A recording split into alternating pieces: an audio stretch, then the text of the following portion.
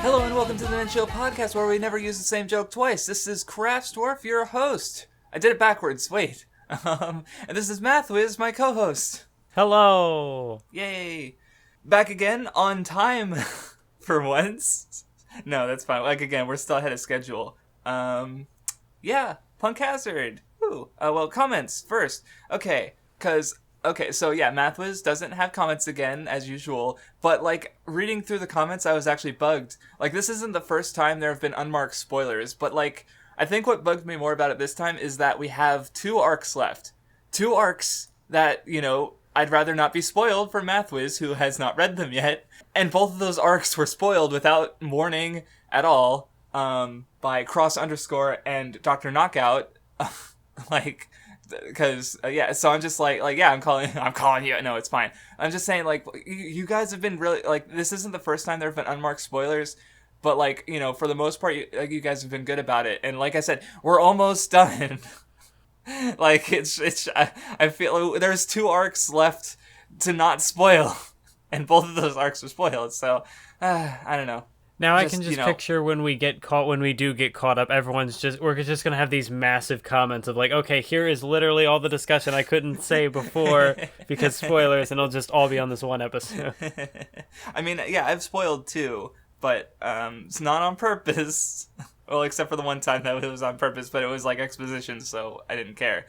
So anyway, other comments. Nadim Ahmed, which I might be mispronouncing, he also goes by George.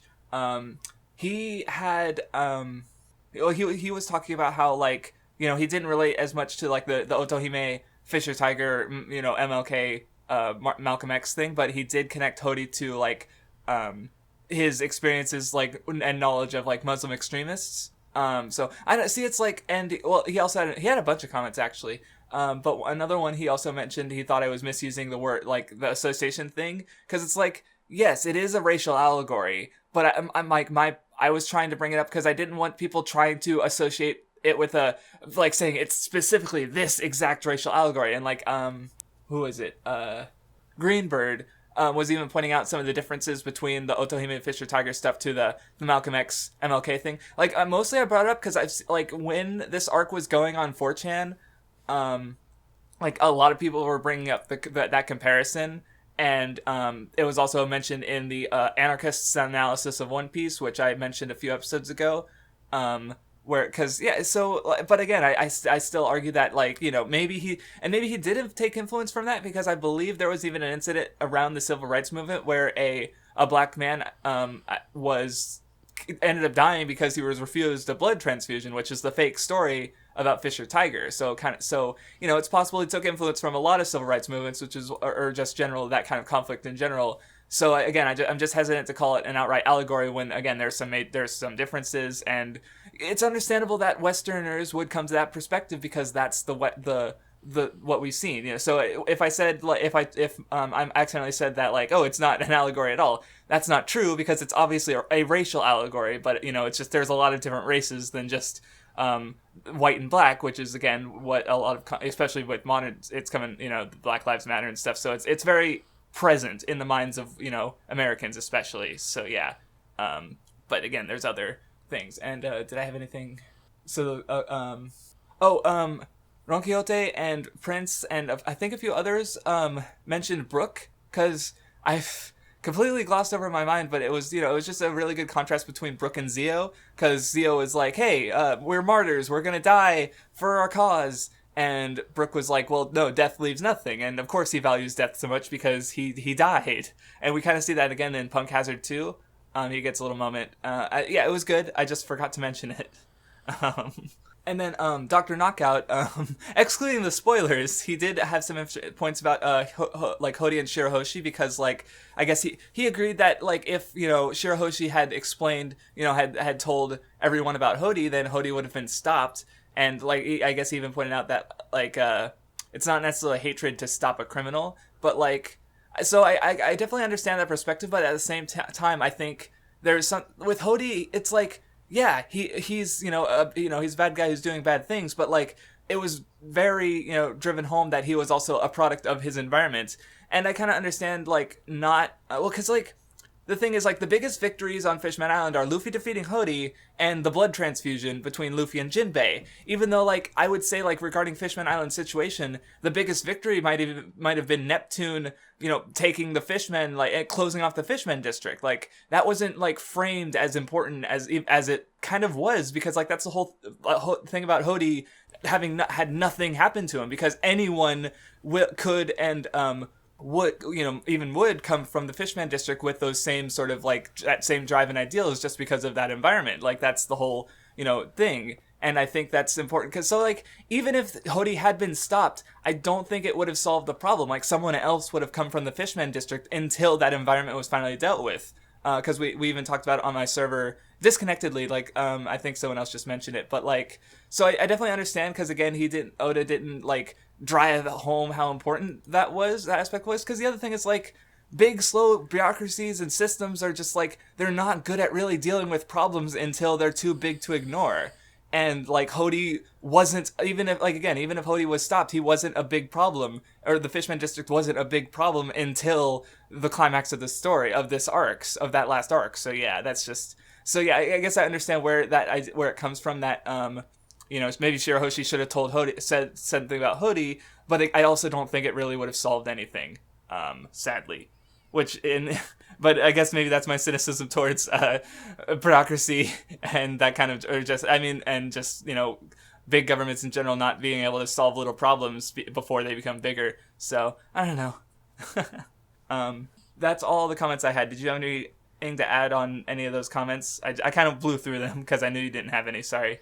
Well, nothing really to add to those. But in the 5 or so minutes we've been recording, I did look up I found 2 comments, so I'm contributing this time.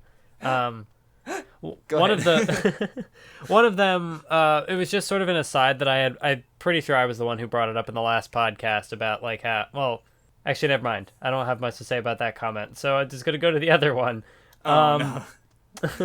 The other one was asking me, it was by Nadim Ahmed, asking me if I have an aesthetic character in One Piece like I did for Naruto and Bleach. And I'm pretty sure I found my aesthetic character. I'm pretty sure it's Smoker.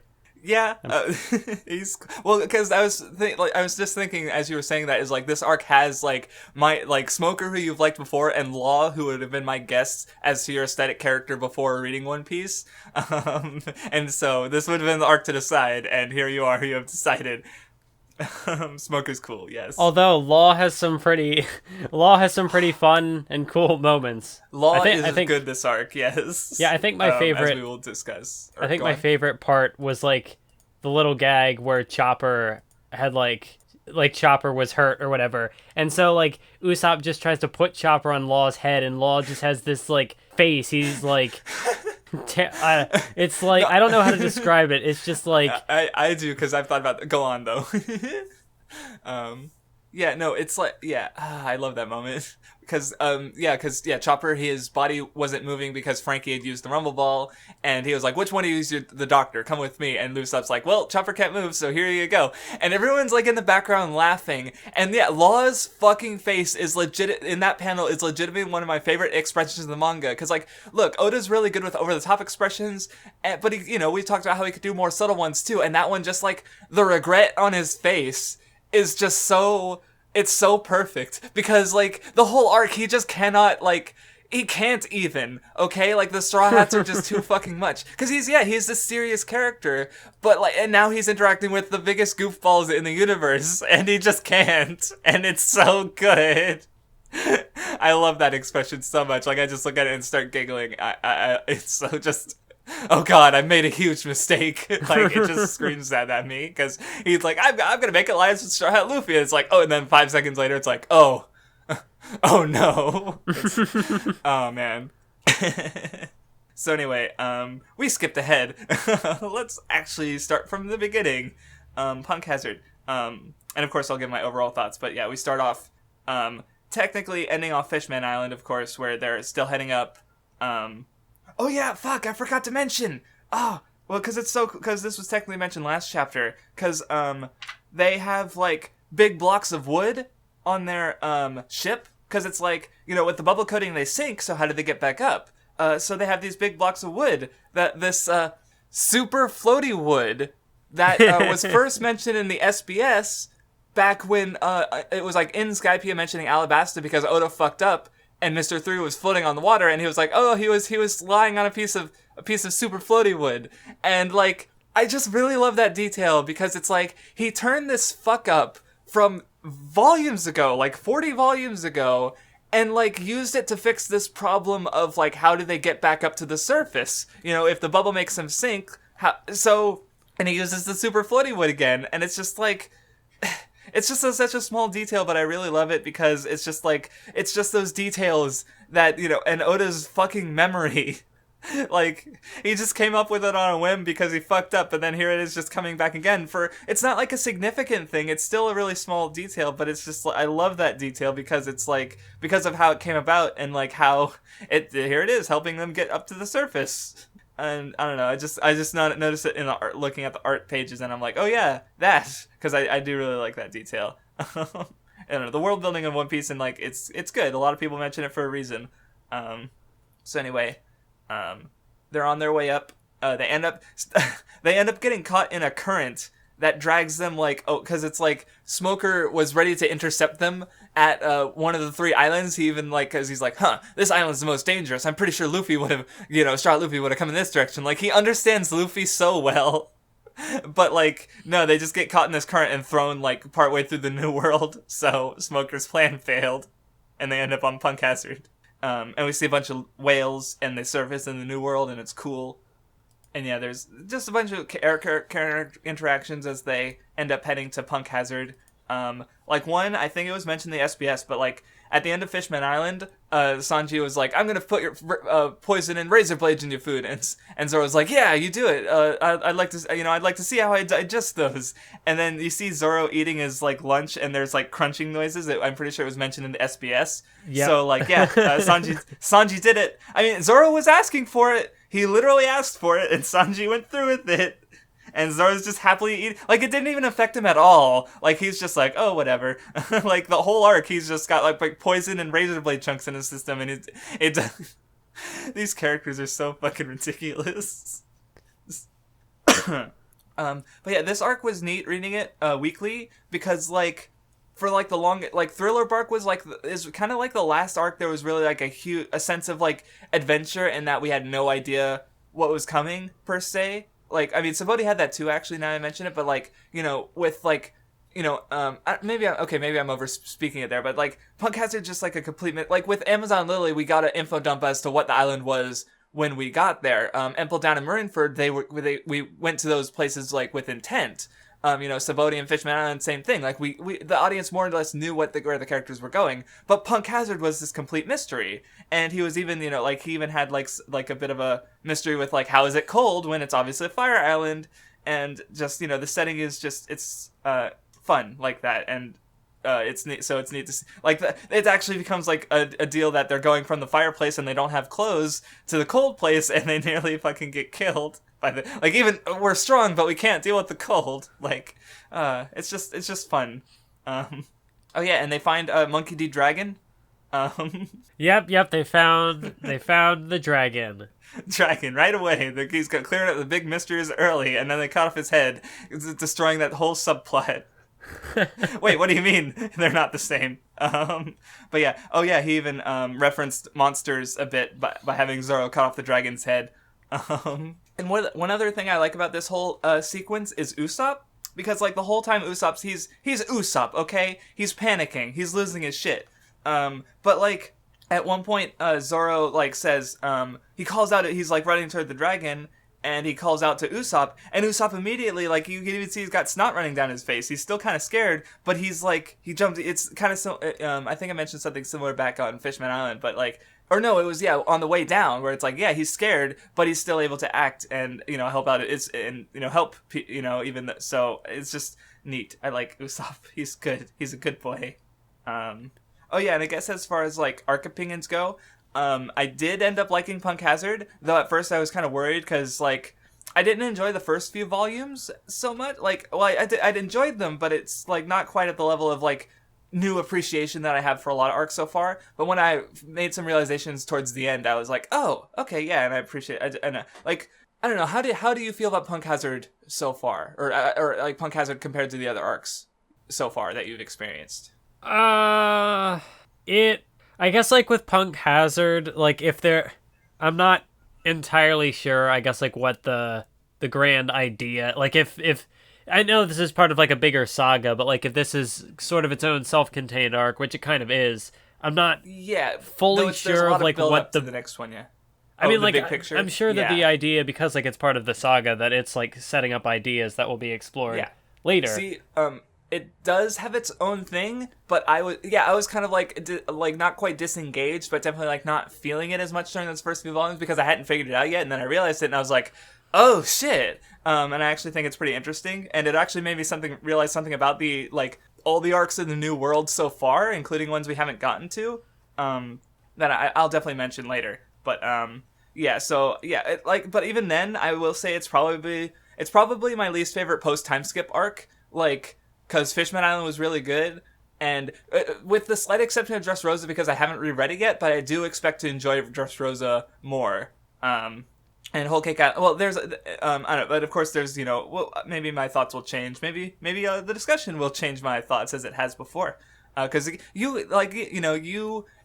is your first time reading, but you sometimes have, like, I like it when you say something that makes me appreciate it more. Like with Shirahoshi last time, you mentioned that, yeah, she's still a child. And I was like, oh yeah, that's true, because she's just been stuck in that tower for so long. So even though she's like 16, she's still more or less 6. So yeah, that was a good note. But anyway, moving on. So during the fight with the dragon, they find a pair of severed legs. We eventually find out the identity of these severed legs and why they can talk. And then Luffy farts. becomes a centaur. Yes. Like, I love how he does it independently, and then, like, later they start finding there's a bunch of other centaurs. Yeah. And, well, like, there's even a gag when he first meets them because he, like, suplexes one, and he's like, I thought you were a centaur, but, I thought you were my friend, and then, like, it's so stupid. But anyway, so while that's happening, everyone left at the ship, except for Brook, gets captured, because they just think he's a skeleton. That was pretty good. That happened in Fishman Island too. There's just a skeleton floating in the water, like. And in the prison cell, they run into the head of the legs, Kinemon, and he's talking with them. I was actually wondering because I honestly forget if people had predicted it or not, because it's like, were you able to tell that Law was involved? Like, from the cut apart guy? No, I don't think I figured that out immediately, because like because I hadn't remembered like what Law's powers were at first. Like, I knew he had the room, but I didn't know that he could I didn't remember that he could cut people up, and like they could get, because like the way his head was getting pieced back together at first, I thought like, does he have some sort of fruit power? And that's not was entirely... it his? Right. Yeah. Yeah, it was a fruit power, but not Kinemon's fruit power. Right. Because I honestly forget if people... I imagine people would have predicted or not, but I don't outright remember, which is weird, because One Piece fans are usually pretty good with piecing stuff together like that. Like, because I don't even remember if I figured it out, but again, it's been a while, so that's fair. That's me, I guess. I'm sure someone figured it out. It's not... But again, you have a different perspective reading it all at once, so there's not a lot of time for you to predict stuff. So yeah, Kinemon hates pirates, but he wants to save his son. Like, Sanji's so good. Like, I like how like he just like connects with him, and he's like, you know what? Like, he just takes him along because he wants to save his son. I'm gonna try and help him, even though Sanji's just a huge tsundere. It's so good. So anyway, they break out of the cell, and they encounter a bunch of children, some of which are giant. They initially assume that they're from the race of giants, and the kids are confused, but they want to leave. And we actually get a neat moment from Nami, because what did you think about that, actually? Nami wanting to save the kids. Yeah, Nami is good, and that was cool. Yeah, well, I think I saw someone pointing this out actually about Isa back on Skypea, because I follow Grant on Twitter. He's currently reading through One Piece and giving like a tweet and reactions to each chapter. And I remember while he was going through Skypea, someone pointed out that like Nami was more willing to help Isa after she saw her like curled up and crying, I think, and so that made me realize about this too. It's like Nami has a weakness for crying children, and of course she wants to help them because she herself was a crying child who nobody helped. So she's kind of like being the Luffy where there was no Luffy for her before.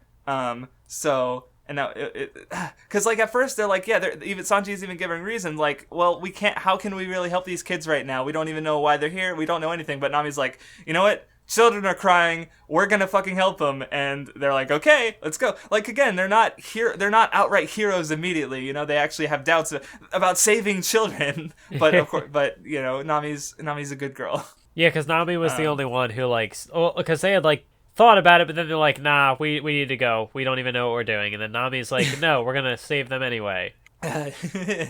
Yes, it's very there was good. also like on the way there was just all the shenanigans with the talking head samurai guy from the mysterious land of Wano. And yes. there was just like he had some interactions with Nami about like how yes. what she was wearing, and I got hit by a woman, how my honor. So like considering Oda has explicitly not Oda, but like in the story it has explicitly been said that this guy is from Wano. Yes. And that seems to be like it's a land of like samurai people, and we know Zoro's a sword boy, so it seems like that would be it would be reasonable to expect that it's a place that they go in the future. And so we saw Oda do something similar with Fishman Island, setting up like the sort of racist themes in Saboti, and maybe even a little earlier. And even Arlong, yeah, you could say. Just kind of a different perspective from, because we saw, we only saw a fishman who hated humans. We didn't understand like why he had that hatred, but we got the full context later. So yeah. So now I'm wondering, like, with the stuff with the samurai head, is this setting up some like, is this a theme that's going to be explored in Wano? If that's a story arc later, that would be interesting. Is it going to be like, we'll have to find out when we read Wano, because I guess minor spoilers, it's an ongoing arc, so we will not be reading it on the Nen Show until it is 100% completed. Not like, oh, it's halfway done, we'll do an episode on it. No, once it's all done. If we do 2 or 3 episodes on it, sure, but we're not going to read it until it's 100% done on the Nen Show. So, but yeah, that's a good thought. Like again, like I said, you were mentioning stuff. You mentioned stuff like that before, but and of course I had to keep quiet about it because spoilers. I mean, like, speaking of sexism and Zoro being a sword boy, we've actually talked about how he kind of like looks down on women, and he has a fear of stairs and we get to talk about that more this arc because he has it's almost outright stated, in fact, by Tashigi, but that's skipping ahead. So anyway, as they escape, we start seeing some of the players at work, Caesar, including, a gaseous form of Caesar Clown and Harpy Monet, reacting to the situation and giving orders. Outside, Luffy encounters the centaur, the one who's, I thought we were friends! And then we find out about, the other party coming in. Your aesthetic character, Smoker, all in his post-time skip thing. He's got a scar, his hair's slicked back, he's still smoking 2 cigars. I love the little gag where he's got his gas mask on. I'm not sure if you noticed, but in the gas mask, he stuck 2 cigars into the intake of the gas mask. Like, it's so why? It's so stupid. But it's so perfect because, like, of course he'd do that. I don't know why, but of course. And another thing I love about Smoker is his intelligence, because he's just, like... Because even later on, he just pieces little things together. He blows up the iceberg, and they're like, the G5 Marines are like, "Whoa, how did you know there was a river there?" And he's like, "Because of the currents, you dumb fuck." He's just like, I love, and he was even like that back on Alabasta, because he's like, "Attack the 3rd banana gator and the lion," and they're just like, "What?" He's like, "His roar is the same. He ate the key. Like, come on." He's just like. Smoke is good. Also, we find out that the reason Punk Hazard is like this is because Akainu and Aokiji fought there. Yeah, I thought that was a really cool explanation for like how this happened. It was a good like, oh, okay, so this is why it's half fire, half ice, because the guy They're with the so lava powerful. They power. terraformed the fucking island. That's awesome. There's even a fucking crater in the middle that became a lake. Like, holy shit. Yeah, they're cool. So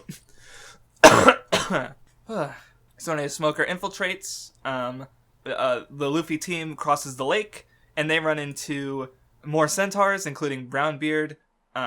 See, and we kind of get like I guess there's like a myth, fairy tale motif kind of going on, because there's like Caesar's men, he's got like centaurs, he's got like fawns with like goat horns and legs. There's dragons. So it's that's one thing I noticed, because of course they were made. Oh, and of course Harpy Monet, made with Law's powers. But yeah, and it's kind of fun. I like the adventure things, and I actually have more to say on it later. But yeah, Smoker gets through to the main base. They knock on the door. Trafalgar Law, Warlord of the Sea. Yeah, that was a lot to take in. Oh, look at this smug motherfucker. Yeah, that was a huge surprise, because like, I mean, I remember even seeing one person's reaction. They were like, "Oh, it's Law," and then they're like, "See, Warlord of the Sea," in the text bubble. It's like, because it's like, yeah, there are openings, and now, so of course someone's gonna fill them. But yeah. Now wait, I know they had also brought up that like Smoker was a vice admiral. Is this like the same rank as what Aokiji and Akainu were? Like that kind of vice admiral, or is it vice admiral of G5 specifically? They were that rank in the Robin flashback. The Buster Call Marines, like Momonga is a vice admiral, Garp is a vice admiral. Then they became actual admirals. Yes, it's the rank right below admiral. So it goes like, it's fleet admiral like Sengoku and Sakazuki. Then there's admiral like formerly Aokiji, currently Kizaru still. Then there's Vice Admiral like Garp, Momonga, and Smoker. And I always thought that was interesting because, like, Smoker is a character who's always butted heads with the Marines, but, like, the thing with G5 is, like, they're already, like, an unruly, like, they're kind of Marines who are, like, forced there. Like, we've seen, they, like, appearance-wise, they're, like, ugly and scarred. They look like pirates, even though they're Marines, They're, like, very rugged, I guess maybe it might be a word. So it's, like, they're Marines that already don't get along with the system, kind of. So the fact that Smoker, like, he's like perfect for G5 because he's like, he already doesn't get along with him, so he's with the system, so he's already like kind of fits in, so he earns the respect of his men, but he's also like still a diligent Marine. He's always trying to do the right thing. So because it's like he almost got kicked out of the Marines a few times, as we learned in the SBS, but Hina kept him in, and now he's like, he ranked up twice in 2 years. So, like, because he's it's just interesting because I feel like he's the perfect fit for G5, is what I'm saying. And so it makes sense that he shot up in ranks so much. Because he's the same rank as the commander of G5, Virgo. So, yeah. As we'll see later. So anyway, everyone's running through, or the Nami team is running through the base. They encounter a freezer of frozen corpses for experimentation. And they lose their shit. There's some other interactions, and Smoker and Law are talking outside about Punk Hazard, and Law is trying to like keep his lies straight. And I just love the part where it's like, yeah, there's nobody here. Is that all you wanted? Now go away. And then there's like singing from inside and screaming out, and then suddenly the Straw Hats busted and a bunch of children, and Frankie's singing his song, Frankie Tank. Yeah, the impeccable timing of the Straw Hats. And they do a super pose, and then everyone's just like, what the fuck is going on? Oh my god, the Straw Hats just ruin everything in one instant, and it's so great. And Law is even like, man, I don't, like, I'm honestly as surprised as you are. Like, oh man. It's just it's hilarious. And of course, Law, no one can live to see and, explain what's going on the island, so Law has to kill all the Marines. It's just how it goes. I liked how there was another one of those moments where when the Straw Hats show up and they're like, oh wait, it's the Marines, we gotta leave. Okay, kids, turn back. And they're like, but wait, aren't the Marines the good guys? It's like, oh yeah, you stay here. We'll go. Like, shit. Yeah. So anyway, back to Luffy's group. They're trying to get over the lake, and they get capsized and dumped into the water. Zoro gets attacked by a shark. Everything goes wrong until Brook comes in, and this is where the moment I was talking about earlier, where he's just like, I've lost enough crewmates for one lifetime. I love Brook, like, being really serious about death, because it's just, like, a good little thing. Like, I don't know, did you have any thoughts on it, or... I don't know, I guess I didn't think much of it in the moment, but, like, that makes sense, because, like, Brook has died, and he has lost people. Yeah, well, and one thing I thought about is, like, because it was, like, he wasn't that serious during the Kuma when vanishing everybody. He even said, like, he was making a skull joke as he got teleported away. So, but, like, at the same time, in that instant, he basically, like, lost his crew again, and he, so, and I remember, like, when he was being carried away by the Long Arms, who, end up becoming, like, his managers, he even said, like, Luffy, help me. So it's, like, I don't know, it's, like, I feel like he lost this crew, and, so he, of course, he became stronger because he didn't want to lose them again. So, and of course here he is using that strength to save them. So, yeah, Brook's good. He's a good boy. A good skelly boy. Oh, and it's also hilarious when the Straw Hats get out of the water, and they're like, oh, look, warm clothes. And they got these fake expressions. Like, oh, man. Yeah, it's such a goofy thing, but Oda's making it look super serious. And that makes it even goofier, and it's perfect. Man. That's what also makes, like, Law's expression so funny, because, like, they're so serious, and that by extension makes them so goofy. Yeah, exactly. Law contrasts, and that makes the interactions all the better. Speaking of Law, he's fighting Smoker. The Straw Hats run away, and he plays a little switcheroo on him. So, you actually had some, I guess... general thoughts about, like, body switching? It was of course interesting. Like, obviously there was no real thematic. I mean, maybe there was. I haven't read enough of the arc. It was like the interactions were fun, and it was mostly like Law, like, because by doing that he forces them to need him. Like, they have to come back. They can't just leave the island because they're going to be stuck in those bodies forever. Yeah, and only Sanji would like that because he was in Nami. So yeah, there was nothing really, like, I don't think said or done particularly. Maybe someone in the comments has an insight, but go on. I don't know. Like, it was a good setup for, like, some funny gags. Like, I think some of my favorite stuff was just seeing Frankie as, like, Little Chopper, and he just has these horrible expressions, and Robin's just like, no, stop this immediately. So yeah, like, it wasn't cute. So, like, it wasn't like a plot device to set up any, like, themes or anything in it. So of course me, as my like writer brain is like, oh, but what if this was used to, like, as a theme in a different story for some other thing. So I got a little distracted for this part of the story for a bit. But yeah, it led to some funny shenanigans, and Smoker and Tashigi ended up getting swapped as well, and that was kind of funny. That was. Well, mostly I brought it up because, like, if anyone happens to know of good, like, works that include body swapping and explore that, I'm sure. I mean, honestly, I'd be a little curious too, because it's like, off the top, like, I know you didn't care for Your Name, but you did mention, like, to me that the body swapping was, like, the most interesting part.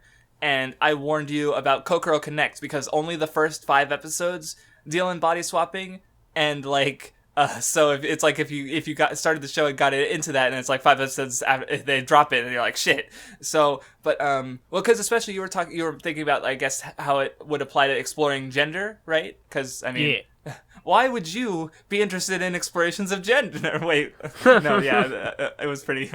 No, I got. So, I was just saying, if anyone knows of a work that, like, I mean, I mentioned I've heard of Boku Girl, but that's not really body swapping. But I don't know, if anyone knows of something that might interest Mathwiz in that domain, let us know, because I might even be curious too.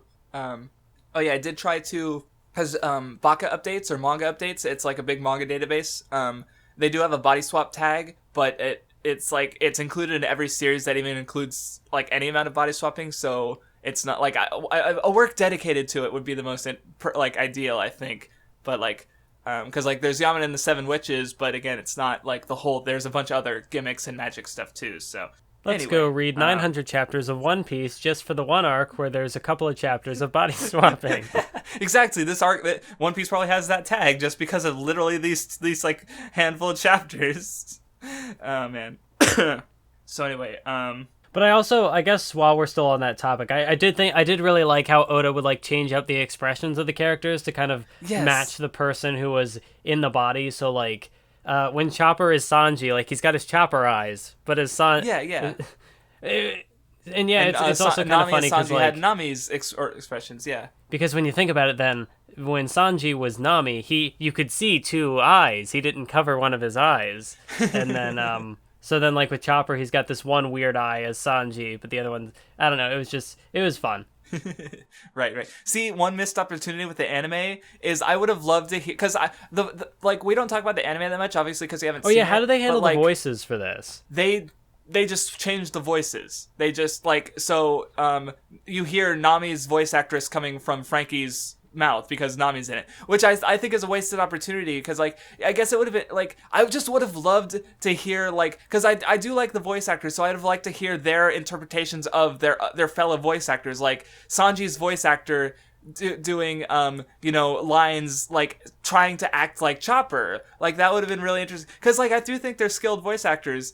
But so it would have been interesting to see them flex that, but almost no body swapping thing does it. Like Justice League, Unlimited specifically, there was an episode where the Flash and Lex Luthor changed bodies and they actually kept the voice actors. So like that's like one of the only examples I can think of where they don't just change the voice actor to match the person, which is such a shame because go on. Yeah, the only real example I can think of that is in the Team 4-Star Dragon Ball Z Abridged, where Goku and Ginyu swap bodies, and then they had the voice of Goku kind of do an impersonation of Ginyu, and they had the voice of Ginyu do an impersonation of Goku, and it was cool, and I think that it would be cool if these stories that have the opportunity to do stuff like that and play around with the voices would, because obviously in the manga I wouldn't have even thought about that because there's no voices in a manga, but in the anime it would have been cool, like especially like I think have like Chopper, like Chopper's high pitched voice, try to do like a Frankie it would have been great. Yeah, like I guess the issue is they don't want to confuse people because like even like if you go into volume 68, which I think is the last volume that has any body swapping, like it opens with like a few like a page or two explaining like, hey, these characters are switched. Like because someone who hasn't read the previous volume wouldn't know that, and I'm pretty sure I bet every single episode of the anime that had the body swap going on started with like a minute of explanation saying like, look, these characters switched bodies. Because they don't want anyone to be confused as to why Nami's voice is coming out of Frankie's body, or something like that. Especially considering how like popular One Piece was, and like there have been multiple instances throughout like the SBS or whatever where Oda's like, hey, some people have just they haven't even been reading from the beginning. They've just picked up somewhere along the way and have been reading weekly in Shonen Jump. But like especially like kids, like they haven't been able to go back and get the volumes because they're kids, right. They don't have money or whatever. So like. Yeah, he definitely goes out of his way for to those kind of audience. Yeah, yes. He makes that concession. Right. It was also funny when because I'd like to. Go on. Well, yeah, it was also funny just how like another sort of concession was like in universe the characters were getting confused, so then they made the masks to distinguish them. Yeah, that was funny. Yeah, because the masks were cute. Yes. But it was also in universe too, which is like I don't know, because it's like it doesn't make sense if your mind swaps. How does your voice change? Like my vocal cords wouldn't change, and like it's not realistic. One Piece isn't realistic. Anyway, but yeah, the body swapping is an interesting concept. So anyway, do you have any thoughts about, skipping ahead, do you have any thoughts about Law versus Smoker, their little battle? Because there were a few moments there that I want to bring up. But I was what? Although, shoot, now, the other thing, okay, I will, one last thing regarding the body swapping and then I'll stop. No, that's fine. I jumped because it was interesting to think about, like, it didn't play too big of a role with, like, how their powers would work, but, like, it was interesting seeing, like, Tashigi, like, turning into smoke and being like, how do I turn back? And people having to kind of figure out their powers, but there's not much that really came out of that, which I was a little kind of disappointed in. Like, it would have been, It kind of went away pretty quickly. Have Law Nami try to use Frankie's robot things, but she didn't really do that. And yeah, like there were some moments I do like when Tashigi in Smoker like shot her arms out with the smoke to try and cut something, and it was clumsy and awkward, but she was like, even just having Smoker's body for a little while, she tried to use his abilities, because she doesn't have a devil fruit obviously, so that was cool. And of course you had like Frankie fucking up with Chopper's like, oh hey, how do you do that, get that really big form, and he's like, oh you use this drug but it makes you weak, so don't do it, and then he's like, yeah, I'm gonna eat it right away and fuck everything up because I'm an idiot. And I guess there was also like Sanji and Nami in each other's bodies getting into fights. Like Sanji didn't want Nami's body hurt, but Nami, very important detail that some people who like to power scale seem to forget, is that Nami and Sanji fought Caesar and got really fucked up, Sanji couldn't like outright beat Virgo because like he was weakened basically. But that's skipping ahead. So there's ramifications for it, but yeah, it's not particularly it doesn't. I don't want to say it doesn't add a lot because again, it's really fun. But yeah, it's there. But yeah, going back to the Smoker Law fight, it looked kind of cool. They had a couple of exchanges, and then Law did his power voodoo stuff, and he took his heart. Oh yes, very important moment because Smoker's heart. The heart shenanigans is kind of a thing because he gives a heart to Caesar, but it's not the one Caesar thought he got. Anyway. Yeah, because how it seemed like his powers were working was like because like their hearts would pop out. So was it like their hearts were swapping? So it was an interesting. I guess you could call it a bit of foreshadowing, maybe that like Smoker and Tashigi had ended up swapping, because I had thought like, wait, does that mean Tashigi got Smoker's heart? But it was a plot point later that Smoker's heart was still, but it actually ended up not being Smoker's heart. It's like, so yeah, I see what, because he used heart as a visualization for the personality swapping, but it was like a cartoon heart, whereas for the physical heart it was a real beating heart that he just cut out of the person's chest. Yeah. So I see where that happened. So yeah, but some other moments of the fight I took note of, because Tashigi tried to fight Law, and she got, cut because she's sadly weak, and Law even says that the weak do not have, because she's like, well, kill me properly, and he's like, the weak do not have the right to choose how they die, which is pretty similar to something Crocodile told her when he walked by after she was beaten by Robin. So it's like, poor Tashigi just keeps getting driven in how weak she is, and like even at the end of Alabasta, Smoker said, become stronger so that you could fight for your sense of personal justice. So poor Tashigi, she's getting bullied so much. And so another interesting bit that involves talking about something from later is during the fight, because Smoker's like, hey, what are you doing on, like, why are you on Punk Hazard? What is your plan? And Law was like, well, why don't you answer that first? What are the Marines up to? Because like I guess they have extra power. Maybe they're up to something. And Law says, if you don't change your vantage point, there are some sights you'll never see. And of course, like, that matters to the battle because he creates a rock and cuts uses that to take Smoker's heart. But Aokiji Kuzan, when he shows up at the end of the arc, also says something similar. He says, let me find it real quick, because he's talking to Smoker after he saves him, and he said, oh, that's what he said. You don't have to be affiliated with the Marines to accomplish things in this world. There are some things you can only see when you remain independent. So it's like you have two characters kind of like nudging Smoker a little bit. And so I haven't mentioned him in a while. Mr. Moores did a video a while ago. It was a theory video that I find notable because I went into it thinking, no way. And then I went out of it thinking, okay, yeah, I think you have a point. Basically, it was the idea that Smoker might join the Straw Hats. Because we did mention it all last time. Luffy asked Jinbei to join the crew. Yeah, and Jinbei was like, yeah, I'll join, but I have some stuff to take care of first. Exactly. So, at this point in the story, whether he actually becomes a Straw Hat is, it's on the table, but, we don't know if it'll happen for sure. I mean, I definitely like it because he's a fishman, and I think, like, what's, better than human fishman unity than having a fishman on the Pirate King's crew.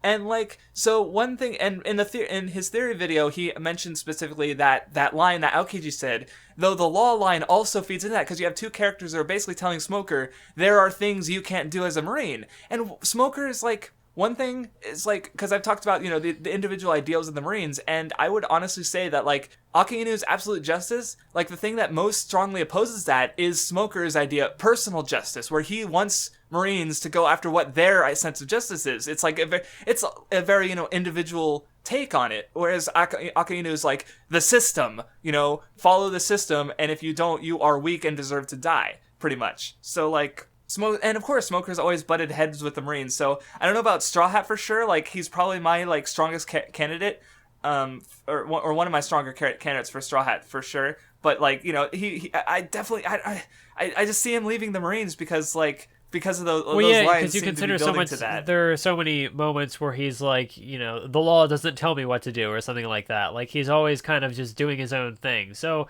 I could definitely now that you mention that, it sounds like a very very reasonable thing to suspect. Although if one of my if my potentially favorite non-Straw Hat character becomes a Straw Hat, that's going to throw up my whole ranking system. God dang it. That's right. Oh, Smoker's my favorite non-Straw Hat. Aw, shit. Yeah. But yeah, because I forget how many. Didn't you say at one point that like Oda had a certain number of 10 Straw Hats? Oda, at the end of chapter 1, Luffy said he wants 10 men on his crew. And remember the numbered chapters. Brook was the 8th person. Zoro was the 1st person. Nami was the 2nd person. So like, we don't know who the 9th and 10th person are at this point in the story, but I would say, like, just from this, information, we have Jinbei and Smoker are very likely possibilities for 9 and 10. Yeah, because I feel like now that we're this far into the story, I think it would be unlikely that Oda would only, like, introduce a character, like, 700 or 800 chapters in and be like, okay, here's the next Straw Hat. It feels like we've kind of gone past that point. Yes. See, that's what's actually brought up in Morge's video, because he mentioned that, like, introducing a new character and you're a Straw Hat now, like that would be kind of awkward, but like Smoker has been in the story since before Chopper and Robin, so like even though he's not a Straw Hat, he's still very familiar to the audience, because like I totally get what you mean, because when Brook was introduced, like honestly Brook did not feel like a Straw Hat until Fishman Island to me. Like even though there was like one to like over 100 chapters in between Brook joining and Fishman Island, like he didn't feel like he was really part of the crew to me personally, because like he was a Straw Hat, but like he wasn't like, I just wasn't used to him. Yeah, because like the difference between I think Brook and say Frankie, who even joined like right before, like their appearances were not that far apart. But like there was the giant Water 7. Water 7 was huge, and like there was that was also my first arc. Yeah, so, I guess that would really be like the big image of like what would kind of cement. Especially, like, you can consider the 400 or whatever chapters that preceded that, but this was the arc that had, like, Usopp left, Robin was, when she, like, really officially joined, and Frankie was involved in that as well, so it would be tough to kind of integrate a new character into, like, give them that much weight. So, like, Brook, I think, would have had an easier time, as to say, somebody now, because now we're in the new world. And so, like, we've gone past the time skip. We've kind of hit our halfway point. So it would be strange to introduce a new character now and say, okay, here's a Straw Hat. Here's somebody who wasn't there for the entire first half of the Grand Line, who wasn't there for any of these experiences. So, it's an interesting thing to think about. Yeah. I certainly had never considered it until you brought it up, but now that you did, I'm like, Well, because like the one thing, that's a good point. Because Enies Lobby was the arc that broke apart the crew, so it makes sense that when they came back together, that crew, including Frankie, was my image of the Straw Hats, and of course, same with Sabaody. It wasn't until they broke apart and came back together that I was like, yeah, Brook is a Straw Hat. Like they were even mentioning, like, Brook's a famous rock star now. He doesn't have to be a pirate anymore. Like, is he going to come with us? Like, the characters were having doubts about him just because he was the newest one. So, yeah. But did that theory mention Tashigi at all? Like what her role would be? That's the whole thing, because it's like I can't imagine Tashigi joining too, and having the dream pair breaking up is weird. That's the one like big gap in the theory, I think, is what about Tashigi? Like what is her role in the story? Because like I do think she's super relevant to Zoro's character arc, but like what does she do without Smoker? You know, because I can't see her joining the crew. So yeah, that's the one. That's like again, Smoker's a pretty solid like option, but the Tashigi thing is like the big counterpoint, I think. So like if Oda goes that way, obviously he'll figure something out, but at the same time, if it doesn't happen, like that's the thing about theories, is like, you know, it's really like, you know, I don't personally like take part in them a lot. Like obviously I have my predictions, and sometimes I watch theory videos, but like as long as you don't get butthurt when it doesn't happen, you know, theorize all you want. Just don't feel obligated that your theory has to happen because you thought so much about it, you know? Like, even if it seems to make perfect sense, like, just take the story as it comes is kind of how I feel about that kind of stuff. So, like... Let's be real, though. The final Straw Hat's going to be Panda Man. I mean, we can all see it coming. There's been so much he's been there since Baratier, so yeah, he's got longevity that Smoker doesn't have. he even showed up before Jinbei was first mentioned, so, yeah. So anyway, so yeah, there were just a couple moments from that fight that, and I do like the power play is always cool. You know, like Law, like he's got like a lot of abilities, but like his powers are like the switching things around offers a lot of creativity. Like he gets shot by the Marines and he swaps the bullets with snow and they shoot themselves. Basically, he's just such a, he's got cool powers. So anyway, after that gets resolved, Luffy comes by. They beat Brownbeard. They're using him as a mount, and he's like, "Oh hey, it's Law. You know, I owe him my life, because you know he saved him at the war. We still don't know exactly why, even though they're, you know, at the end of this arc, by the end of this arc, they're allies. But he did. So yeah, that was sort of interesting seeing Luffy's interactions with Trafalgar. Like he gave him a nickname because his name's too hard to pronounce, I guess. But yeah, like, it is sort of interesting that Luffy just kind of was getting along with him so easily. Like, I mean, he does kind of have that, I don't know if Luffy really sees quality, it as a debt, yeah. But, because, like, before that, like, Law was one of the rival guys, and he was all competitive with Luffy back at Sabaody. The auction house, right, because I'm the one who's going to be Pirate King, yeah. But then I guess because, like, he saved his life, so, I mean, like, he does... And he'd even kind of made the comparison to Jinbei that, like, you know, he does kind of owe them something. So yeah, it was, I don't want to say it's weird because like that feels like a Luffy thing to do, just suddenly be all chummy with this guy. But it was an interesting juxtaposition to like what we had seen from Law before. Mm-hmm. Yeah.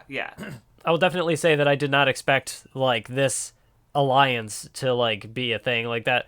I don't know, just because the Straw Hats have been so independent for so long, it was almost kind of weird that like this happened. But I mean, it's cool. I think it's gonna be an interesting direction for the story to keep going in. Just it was. I remember it being a big surprise when it happened. Like I just remember people because it was kind of out of left field. Like he just like Law saves him and he's just like, hey, Luffy. We're gonna take down one of the emperors, and we didn't find out who until later in the arc. But Luffy's like, "I'm in," and it's like, "Oh shit!" That must have been infuriating to like read weekly when it's just like the text bubble, but there's nothing there. It's like, "Oh, you motherfucker!" Oda. Yep. So anyway, the kids and everyone swapped in the bodies, escaped. So yeah, Kinemon has his own ninjutsu, his own secret arts. He's able to give them clothes somehow. Because we get the kind of like the Amazon Lily thing where it's like, you know, Wano definitely seems like, we haven't seen it at this point, but it's definitely like, it seems like isolated, you know, in some ways, because they don't really get devil fruit abilities, you know? So like he thinks it's a curse or whatever. So we get that again, and of course he has weird, you know, certain views about women. But again, we'll get to Wano eventually. But yeah, they have a bunch of fun interactions swapped around, before trying to figure shit out. And everyone sort of catches up on and trades information. Like we find out about like there's a lot of child abductions reported, but they get confirmed as shipwrecks somehow. And Smoker considers the possibility of a mole at G5 who's covering shit up. Like I said, it's neat to see Smoker be a smarty boy. And then we get introduced to a Caesar clown.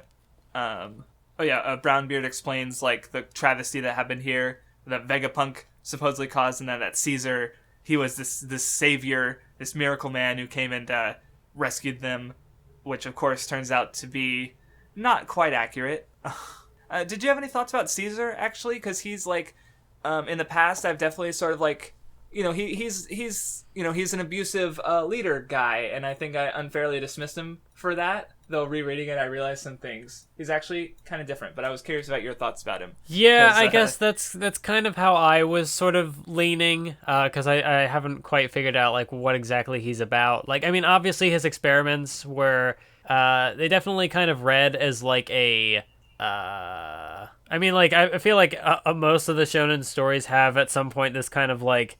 Metaphor, or not metaphor, but what's the word? I don't want to say allegory, but maybe that's what I'm looking for like, the nuclear bomb. So like he's got all these experiments that he's doing, and he's like, land of the dead, we're gonna wipe out an entire island with this this weapon thing. Super weapon, right.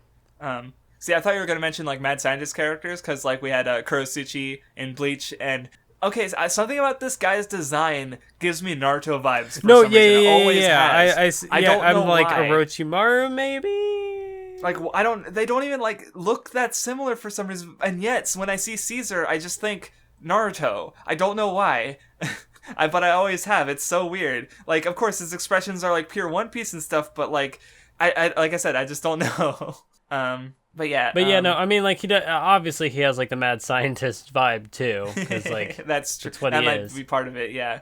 Because he's just doing bad shit because he feels like it. No, he's like, well, he wants to surpass Vegapunk, and so he keeps doing these horrible inventions and experiments, and he's a giant fucking liar. Like like that's so okay. I guess I'll finally get to the sort of the big thing this arc, because like again I say in the past I unfairly dismissed Caesar because he felt familiar, but then I realized there's a huge difference between Caesar and all those other like abusive to their men bad guys, because it's like all the like Morgan and Buggy and Kuro, like they all did that out of for power, out of they instilled fear in their men. They were very open about the fact that they did not give a shit. But Caesar's a liar. Like, he does not control his men through fear, he controls them through love. He's their savior, he helped them out of the kindness of their heart.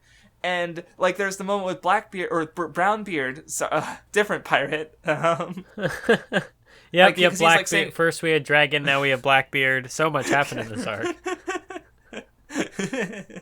Right, so like his Brownbeard, he's hyping Caesar up. He loves him. Like, his men legitimately love him, and when they find out the truth that Caesar doesn't give a fuck about them, they're all just sacrificial pawns, they're crushed. Like, and I think, and that's also true of the G5 Marines with Virgo. Because like what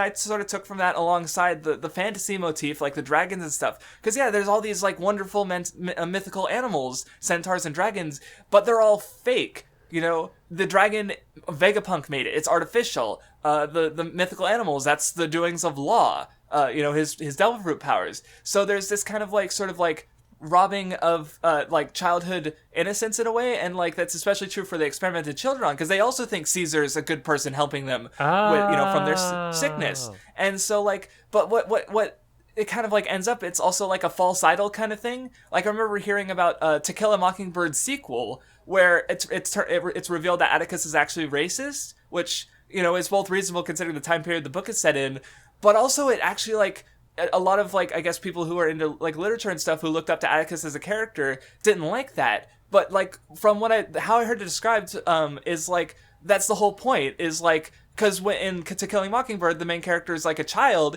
and she grows up and finds out her dad's not as perfect as he was. And this is kind of a more extreme example of that, where it's like these like Virgo and Caesar, they aren't these good people. They aren't they are bad people, and the character, and I think it's very very literal with like Chopper is talking to Mocha because like the kids are tantruming because they don't have their candy, and Chopper is talking to Mocha, and Mocha even says it's like she wants to get older and grow up, but Chopper says that like they're experimental pawns.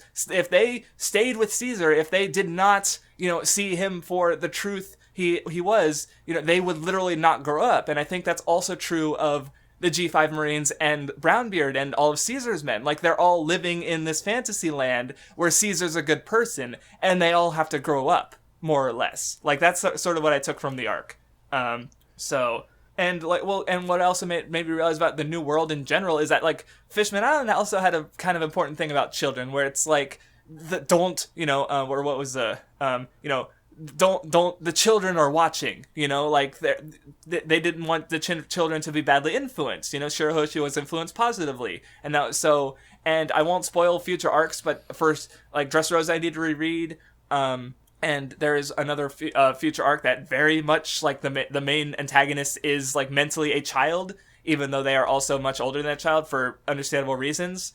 So it's like, I just noticed that there's a trend of like children and childishness recurring in the New World, and I'm wondering if there's going to be something specific with that, like, to be said, by the end. But, this arc made me realize that because of like how, it's kind of interesting. Like, so yeah, that's kind of just what I took from Punk Hazard thematically. And I do have another point to add on that, but I won't mention it till the end because it has to do with the G5 Marines. But yeah, because so that's kind of, I guess that's kind of, I'm getting to what happens to Brownbeard, because, Caesar summons the Yeti Cool Brothers. Oh yeah, they're another mythical thing now I think about it.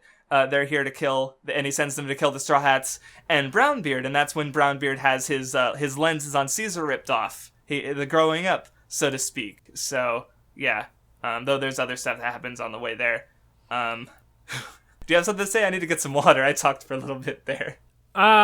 No, I think that does, now that you mentioned that, yeah, I guess that's not really something I didn't really pick up on. I didn't really make all those connections, but that is, I don't know, that's something interesting to think about. I mean, I'm wondering if anyone else is like, because I've never heard anyone really, like, Punk Hazard's kind of like overlooked, like Fishman Island, like, people do dislike it, so at least they pay attention to it, but Punk Hazard, no one really talks about or particularly remembers. So it's kind of like the forgotten arc of the post-time skip, which is pretty sad, because like the next arc is 100 chapters long, and you can imagine that some people weren't happy with that reading it weekly, okay? It's like, so, but Punk Hazard just kind of gets overlooked, I think. And so I don't know. I thought that was an interesting realization. I'm curious if anyone else has heard something like it before or has something else to add, because when I came up with that, I was like, oh, cool. So yeah. But anyway, so yeah, Caesar's Smoker postulates that Caesar's starting some shit. We do find out about the kids and their addiction to candy. Like, oh, Chopper being so pissed because, like, it's kind of, I guess that's another thing of Caesar sort of like being familiar is a hogback. You have another evil doctor who's, doesn't care about shit. And they're just, like, he even says, like, oh, they're just experiments. Like, oh, they'll be dead within 5 years. I don't care. Like, he's just an evil piece of shit. So, yeah, it is familiar. And that, of course, that becomes a whole thing. Because, like, they can't just, like, taking the children isn't enough to rescue them. They're also basically poisoned. So, oh, yeah, we see Law with Caesar. Law's covering his ass. And we also see him first forming his alliance with Caesar. Yeah, I've already kind of talked about the Yeti Cool Brothers a little bit. Because they take out Zoro and gang off screen at first, because it's like, oh, we killed them, but then we find out what really happened, and then they go after Luffy, and it's like a giant like joke fight, which is pretty funny because Luffy's also fighting Monster Chopper Frankie. So it's kind of like that Zoro Luffy thing from way back, where it's like the main threat isn't the main threat; it's just the infighting. Right, like Nami's commentary like sells it, or Nami and Frankie's, because he's like, "Why did you use your biggest attack on Monster Chopper, Frankie?" Like, because he goes elephant gun on that. Like, he's just like dicking around with the Yeti Cool Brothers, but like with Monster Frankie, he's got to use elephant gun. Like. Oh man. And of course Law comes in to stop the Yeti Cool Brothers and save Luffy. and he has a bit of a proposal. Which he's ready to take down one of the four emperors? We'll never know. And Luffy's like, yeah, I'm in.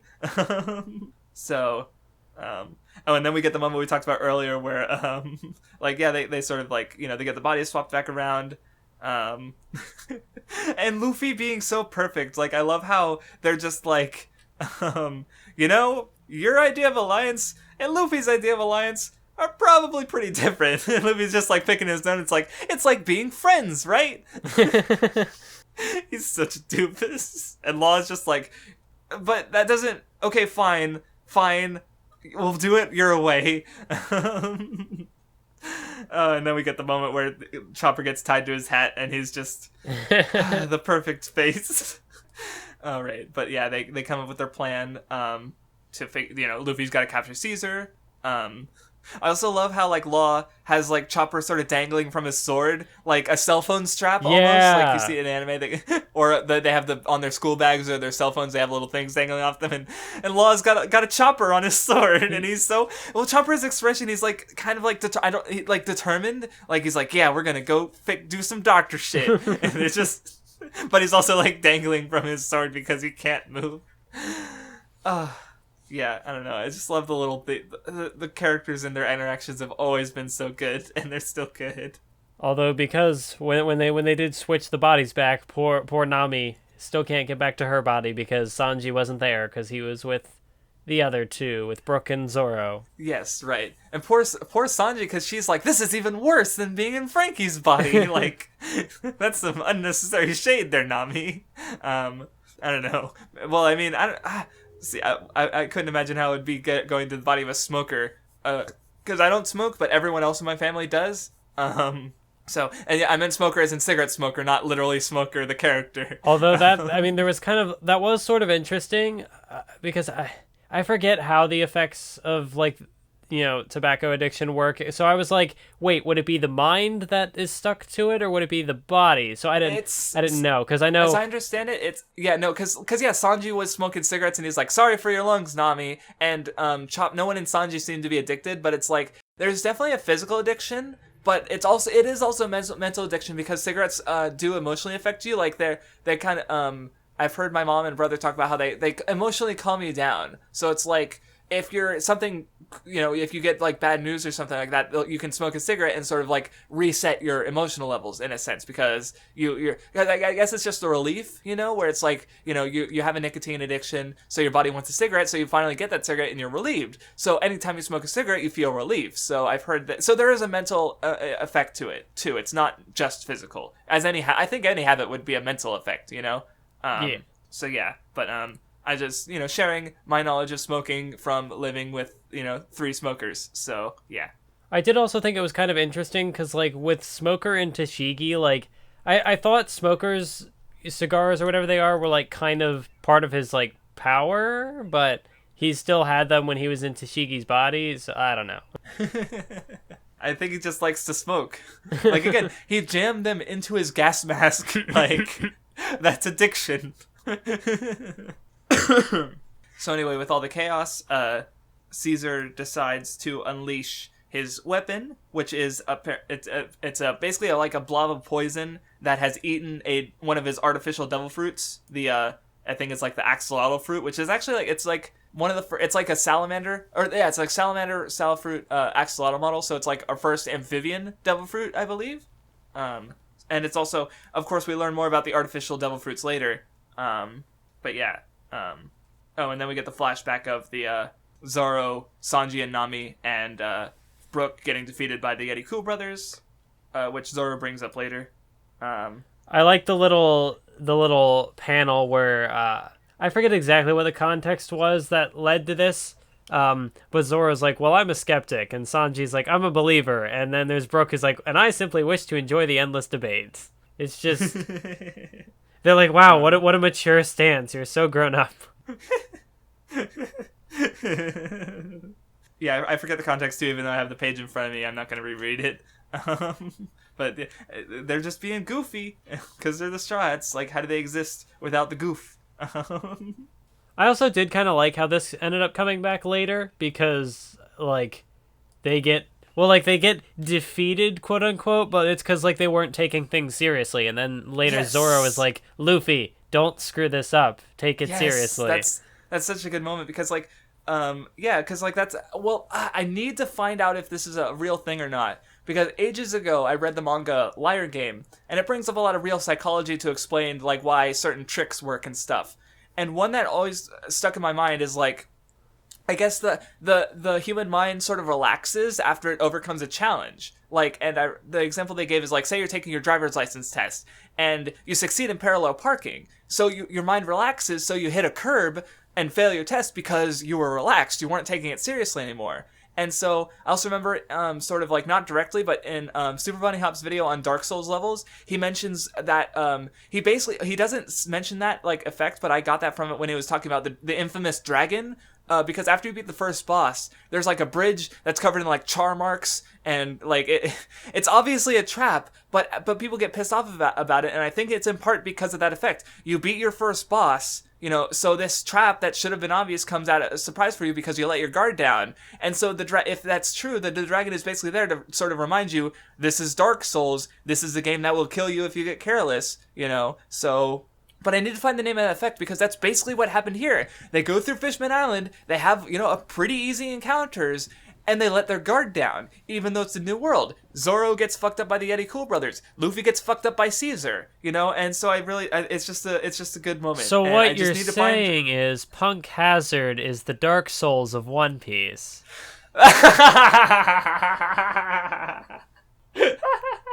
Yes. That was what I was saying the whole time.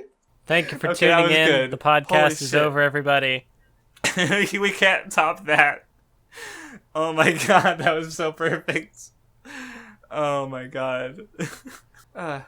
Okay, I'm done. We're moving on. No, I'm done with the podcast. We're done. See you next. No, so moving on.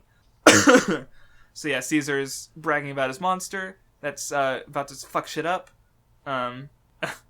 And while Law's like sneaking around with Chopper, Luffy's just like, "Hey, come out, Caesar! We're gonna kidnap you, even though I'm not supposed to tell you that we're supposed to kidnap you." Like, Luffy just doesn't give a fuck. And then again, like you get just Law's reaction. He's like, I didn't tell him to fight everyone. Law just did not know what he was expecting at all when he decided to ally with motherfucking Straw Hat Luffy. Like, he was not ready for this. No one would be ready, to be fair, but Law specifically is the one who has to deal with it. He encounters Smoker and Tashigi swapped into each other's bodies, and he laughs his fucking ass off. Oh man, it was kind of funny because, like, of course, Smoker and Tashigi would go after the Straw Hats because, you know, they have unfinished business. But then Luffy just kind of schools them because, like, they're weakened because they don't know how to use each other's powers. Right. Like, Smoker's the strongest fighter, but he's in a weaker body. Tashigi doesn't know how to use Smoker's powers, so she's kind of... And Luffy's just like, we'll get our rematch, just not now. We'll do it later. Yep. And then they continue to bust their way through. We see G5 Marines interacting with the slime, and we sort of learn the mechanics. Like, they do science, basically. They experiment, they hypothesize, they do the experiment, and they all fucking die in an explosion. Science! So, you know, just good, you know, we need to know the mechanics, so, yeah, cool. And Caesar comes out, and Luffy just, like, immediately grabs him, he's like, gotcha! Fucking dumbass. Oh, man. But yeah, so we do get a brief fight of Luffy and Caesar. So yeah, Luffy's basically immune to poison now because of Magellan. I almost pronounced it wrong again. Caesar actually gets pissed off at the comparison. Oh, and I love this. It happens a couple times, but like Caesar will do like a big attack, and he's like, "Ha! Gotcha! I did it! I defeated Straw Luffy." And Luffy will just be behind him, like, "Whew, that was close." And Luffy doesn't give a fuck. Oh man. But yeah, it ends up fucking him over because he just, like, I think that someone even mentioned that they don't really know Caesar's powers. And yeah, because Luffy didn't know Caesar's powers, he took him casually, and he got fucking wrecked. So anyway, Monet takes Law, Law takes Monet, who's trying to distract her, and they run into G5's Vice Admiral Virgo, who he's like, I think Law even mentions to Smoker that Virgo has been in the Marines for 15 years, but he was an agent, he was a pirate the entire time. Like, he was a deep undercover agent, so, yeah. And I do like Virgo's fighting style, because it's like, Well, like, because kind of what one thing this arc does in its fights, like with both Caesar and Virgo, is it kind of like explores armament hockey. Because like I remember Luffy was trying to grab Caesar, and Robin mentioned like hockey allows them to interact with Logia type users, but it doesn't negate their powers. Like Caesar is still able to he can't not be grabbed, like Luffy grabbed it, but he could still move the rest of his body. And Virgo, he kind of like uses armament hockey, like he fights with like basically a stick of bamboo, but he's able to like beat the shit out of like people because his hockey is just that strong. So yeah, that was neat. Sanji goes into the lake to rescue Kinemon's torso and to rebuild him, to make him stronger. And now that he's together, he could actually fight. He's got a weird sword style where he uses fire to attack the slimes, and then it explodes, and he just cuts through the explosion too. And Zoro's just like, "Oh, that's neat. I want to learn how you guys fight." So yeah, Kinemon's got a lot of weird shit because he has his devil fruit too. That it makes clothes, I suppose. Then they're running from Slimy. And everyone got captured, and they're going to be put into a cage so they could be used as victims for Caesar's super weapon. And we find out that who's the boss of all these guys. This Joker character, Don Quixote do Flamingo. Wow. I mean, I remember you seeing Best Guys Ever's video on him, so you might have some spoilers regarding him in your head. But did you have any thoughts about that? Yeah, I knew that this was the Dressrosa saga, so, like, I knew Doflamingo was coming. But the funny thing is, like, I don't really remember much of what that video even really said, or, like, visuals it used. So, like I know that, like, Doflamingo is a thing, but I don't really remember what happens. Yeah. Like, I think I probably remember maybe little bits of his backstory, but even then, I'm like, do I remember? I don't know. I actually do remember that you mentioned him in one of your videos, because it's like, yeah, he was first introduced, in chapter 240 something. We first see him on Marijoa. He's a warlord, and now here he is, like, becoming the main antagonist for an arc. So it's just which is actually, I'm pretty sure Doflamingo, he's like the only antagonist, the main antagonist for an arc that was not introduced in that arc. Like, even Caesar in this arc, Hody in the last arc, they were introduced in that arc, and they're the major antagonist. So yeah, so it's neat to finally see like a thread getting wrapped up of this character who's been around for so long, that'll come in the next reading. So yeah. But yeah, I do think that's interesting that, especially considering like how many, like, there are all these different warlords and whatnot, but like Doflamingo, like, are all these important figures, I guess, but Doflamingo is like really maybe not the only one, but like at this point in the story, the only one who was set up so long ago and is only like just now coming into like the main focus. Yes. Like, even then we have like we have the four emperors, but we haven't even, like, we've seen Shanks, but like we haven't seen Big Mom. I know she was involved at the end of the last arc, but we haven't. We saw her like in Shadow. We haven't seen Kaido yet. They're talking about him. We've seen Blackbeard before the time skip, but we haven't seen his post time skip redesign yet. So yeah, it's like there's so much to cover still. So anyway, Usopp and Nami in Sanji's body, they're still around. They run into the kids and then run into Caesar. Caesar kind of beats the shit out of him because they do get saved by Brownbeard, who he's no longer letting himself be lied to by Caesar, and he's fighting back, so that's cool. But they end up getting the shit kicked out of him, so that's sad. Oh yeah, and we see Caesar. He starts his broadcast of his super weapon. And we see, like, a bunch of shadowy figures. Some we know, like, we see Peckham's and Baron Tamago from Big Mom's crew on Fishman Island. We see Mr. Eustace Kidd, fellow supernova. In one of those panels, did I see, was that, no, great, now I can't remember his name. The guy from Water 7, Lucci, was he there? It looked like Lucci was there. There was a character who had, like, the hat, and, like, it looks a lot like Lucci. And, well, because I know the one you're talking about, because I want to point something out. I won't explain it, because, like, it's, because, again, Lucci is weird, because, like, he was like, we'll come back, but we're leaving on a pirate ship for now. So the question is, like, how did he get from point A to wherever he is in the post-time skip, which we haven't, which, like, is he, like, a criminal? Like, is he in the dark underworld, if that's him? But he said something, because it's, like, one thing I noticed is that, because, after they saw, everything go wrong, like, Law and Luffy escaped, they're working together, he said, like, this goes beyond criminal matters, tell the world, to, like, there was a guy behind him who looked completely unfamiliar, and, like, so, like, this news got out, like, because we see at the newspaper at the end, like, Luffy and Law alliance, like, that was what it was advertised. So, like, I don't know, who was it Doflamingo? Was it maybe Lucci? Like, who, because Lucci said, if that is Lucci, the Lucci lookalike said, tell the world, and the world has been told, so, Lucci! Just pointing that out. So yeah, oh yeah, we see the big snails with the Rinnegan eyes again. And yeah, he explains his plan, or his weapon. Smiley eats or Slimy, I forget the name.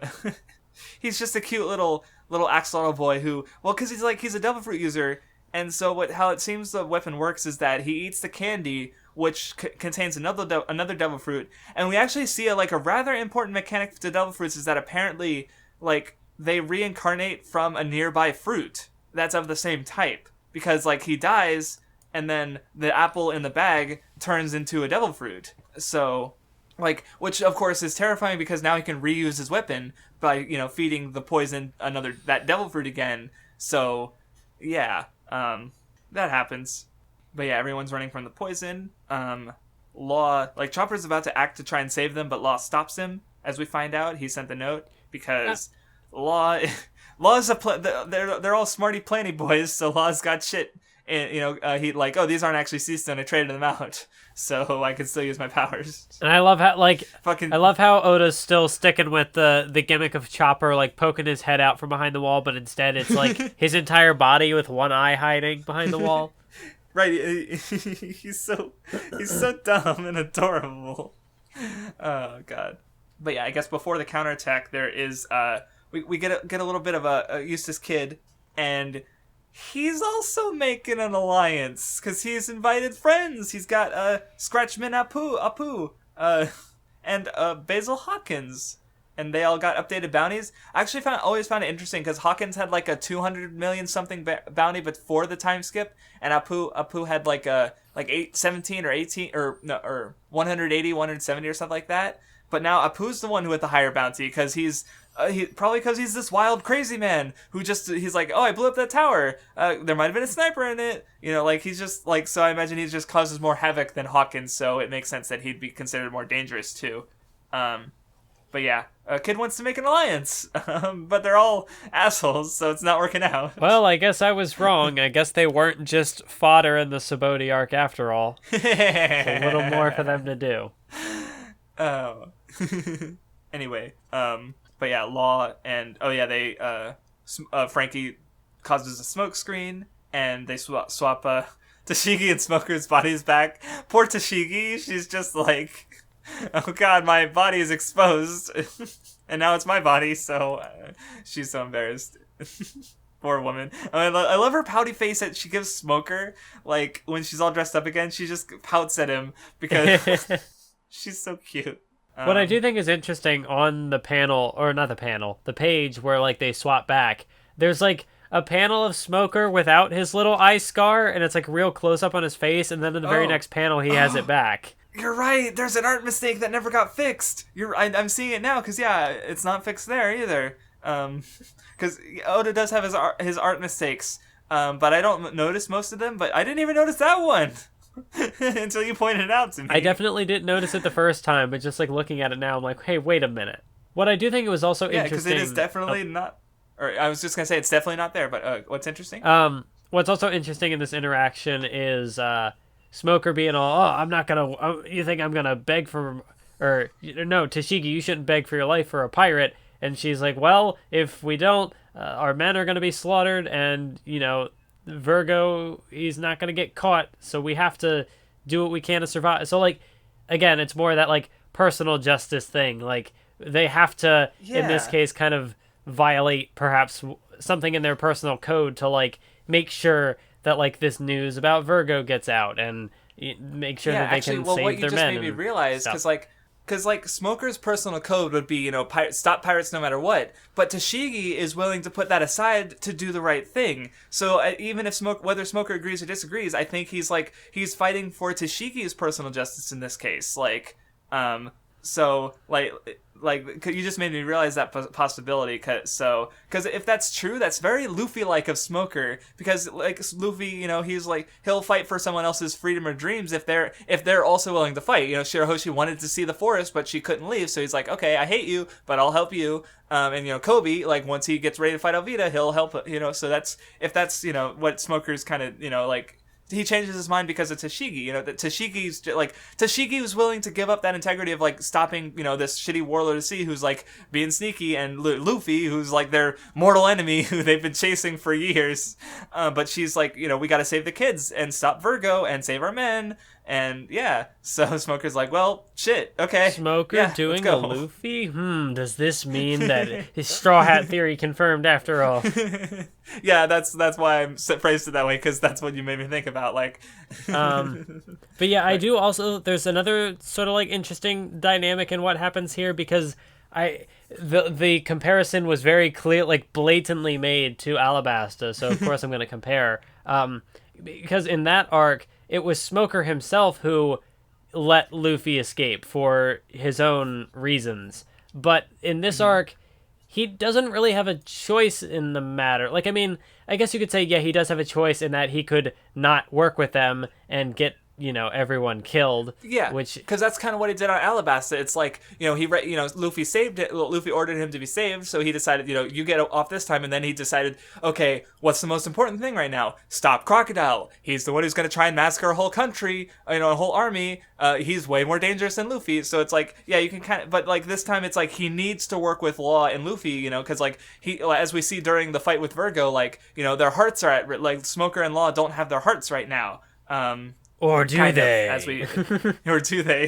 Right. Smoker, of course, does get his heart back, but we as the audience are not shown that until later because it's there's a twist around it. So in this case, Smoker is almost kind of in Alabasta, I think he had a little more of free will involved. Here, he kind of just in a way, he's almost doing Law's bidding to an extent.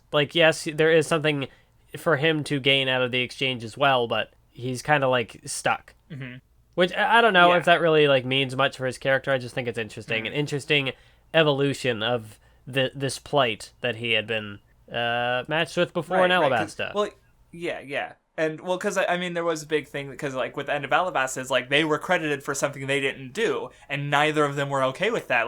Smoker was eat shit, Tashigi was crying, it's because his subordinate was crying because they were completely useless, and they were being credited for something that the Straw Hats did, so... I don't know if that changed, particularly if influenced his actions here, but it would be a reasonable change to any of his because the government just does shit and he doesn't agree with it. So yeah, but I do love the panel of them all freed and they're closing the gates or back up or Law's on the switch, and then they're just posing Luffy, Smoker, Law, there's an alliance for you.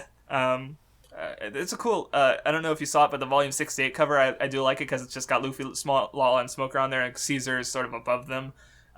It's just a cool cover. So it's simple. A lot of these covers are so busy, which is going to make making the thumbnail kind of a pain in the ass. But so I like it when there's only oh look, a cover with only 4 characters on it. Isn't that a relief? Because looking at 69, I count 1, 2, 3. Oh no, that's not fair because there's a bunch of the kids on there. But as far as actual name notable name characters, there's 1, 2, 3, 4, 5, 6, 7. Including only counting Mocha as the kids, but they're still.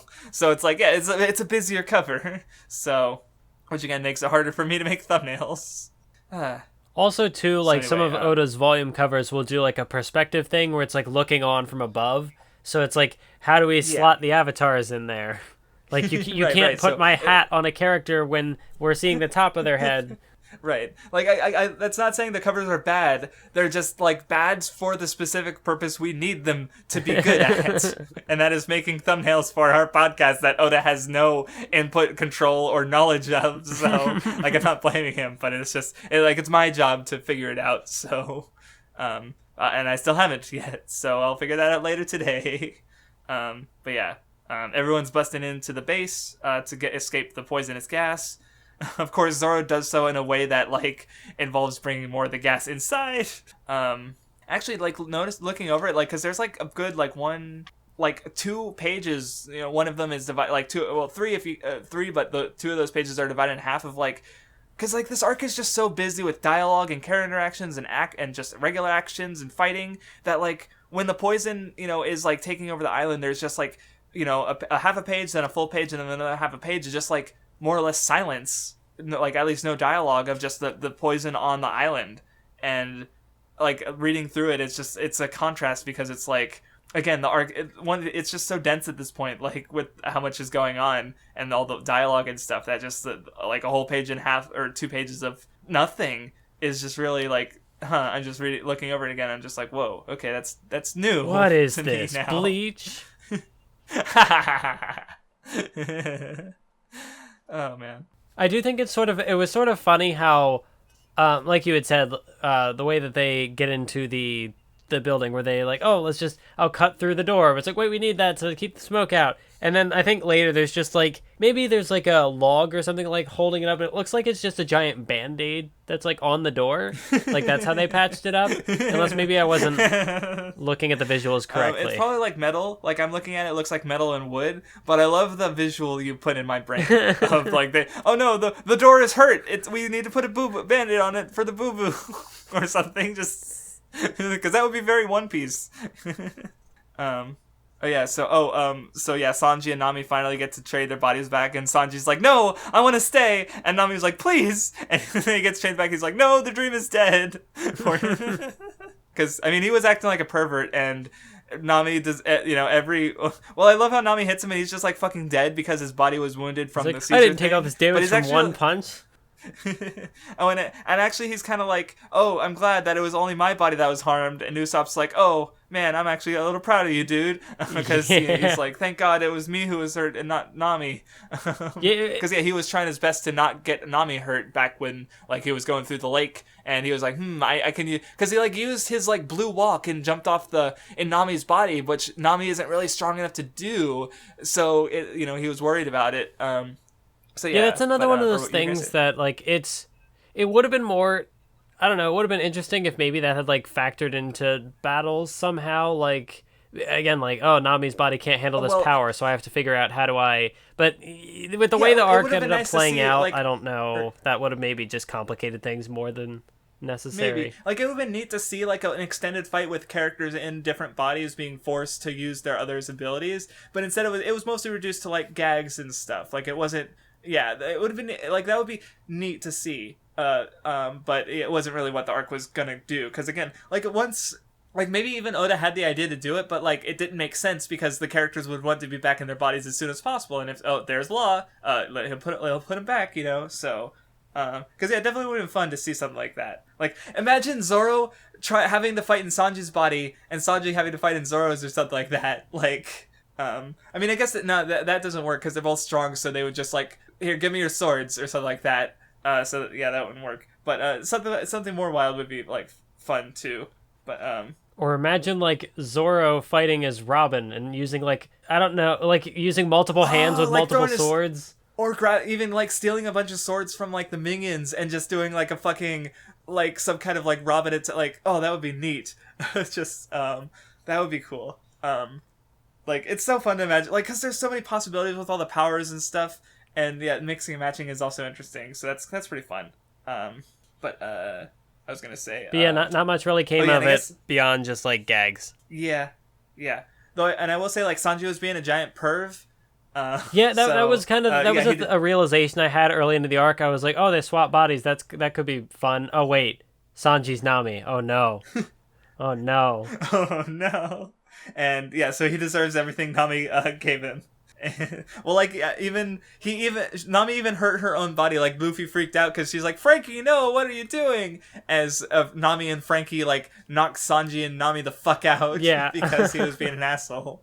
But anyway, I think one of the funnier gags for me was like when they're running from the smoke and Sanji's like, oh no, Nami's lungs can't take this, I'm gonna die. And then he like grabs her chest and he's like, oh wait, and then he just like speeds up and takes off. And he like, yeah, he's got like a heart in his eye as he grabs the boob, and then Zoro's like, what the fuck is that? Like Zoro is not pleased. It's just like, what kind of a power up is this? Yeah, that was it. Oh god. But anyway, anyway, everyone's like they're gathered at the entrance. They figure out shit with G5. Smoker's there, of course. He can reel them in, and they're going to find. Kinemon wants to find Momonosuke. Luffy's coming for Caesar, and G5 is looking for the kids. The Smoker is of course going to deal with Virgo.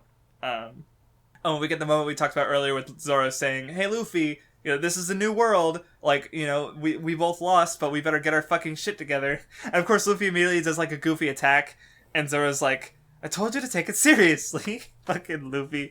I mean, that's just the thing. His fighting style is so goofy. In a way, he's never serious, but at the same time, he's always serious. Hopefully, he should be. So anyway, as they split up, Caesar, he starts his plan to try and kill them all. Of course, as Virgo goes off to do, his thing, everyone's splitting up. Gonna be some fights. Oh yeah, there's one part I like where like they run into the G5 Marines who are trying to stop them, and like Kinemon, Zoro, and Brook are all using their swords, and they're like, it burns, it hurts, it freezes, because they're all swordsmen, but like two of them have like elemental stuff going on, so it's just kind of fun. Oh yeah, there's a bit of a moment because they're running through, and the G5 Marines sacrifice themselves to make sure Tashigi gets through. Yeah, the panel where they're like outside the door with like their thumbs up because like, yeah, they did it. They got all frozen by the poison. Like, they're bros. Like, I like how they even kind of connect with like Sanji a bit because they're all kind of assholes. Like, they love Tashigi. And then there's the part where they're running by the Monet fight, and they all, okay, look at Zoro and stick, drop your eye and stick out your tongue. Like, he's like instructing them and teasing Zoro. Like, and Zoro's like, I hope you all slip on ice and die. Like, oh man. But yeah, it's fun. So anyway, I wanted to say because there is a new cover story going. But, like, with the last one, there wasn't really much to say because it was just like, hey, look at all these characters. Here's where they are after the time skip, pretty much. So, it was neat. We might see some of them again because that's how Oda goes. Because normally he would have done that, like, in between arcs. Like, we saw after Enia's Lobby, we saw everyone reacting to the bounty posters and after the war. But, like, this time he did it through cover story. So, yeah.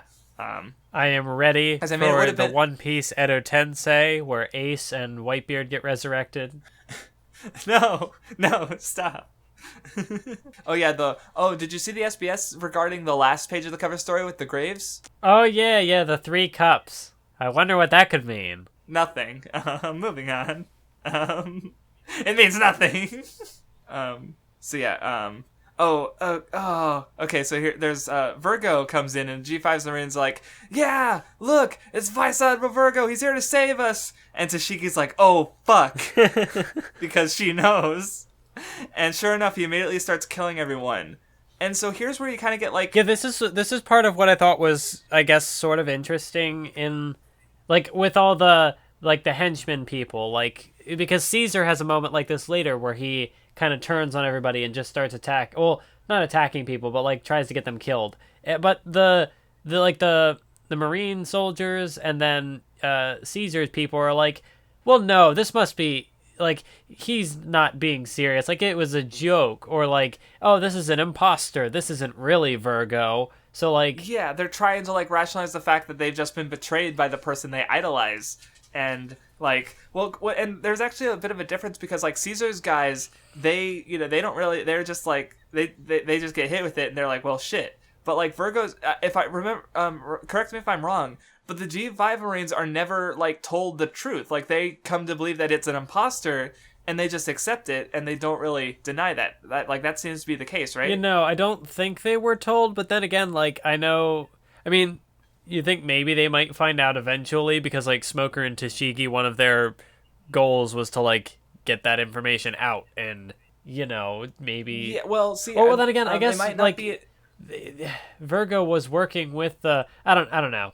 I'm not quite sure what that whole situation was. Well, but see, yeah. that's the thing. It's like, because Virgo's by the end of the arc, Virgo's basically dead. He was in the explosion of the SAD.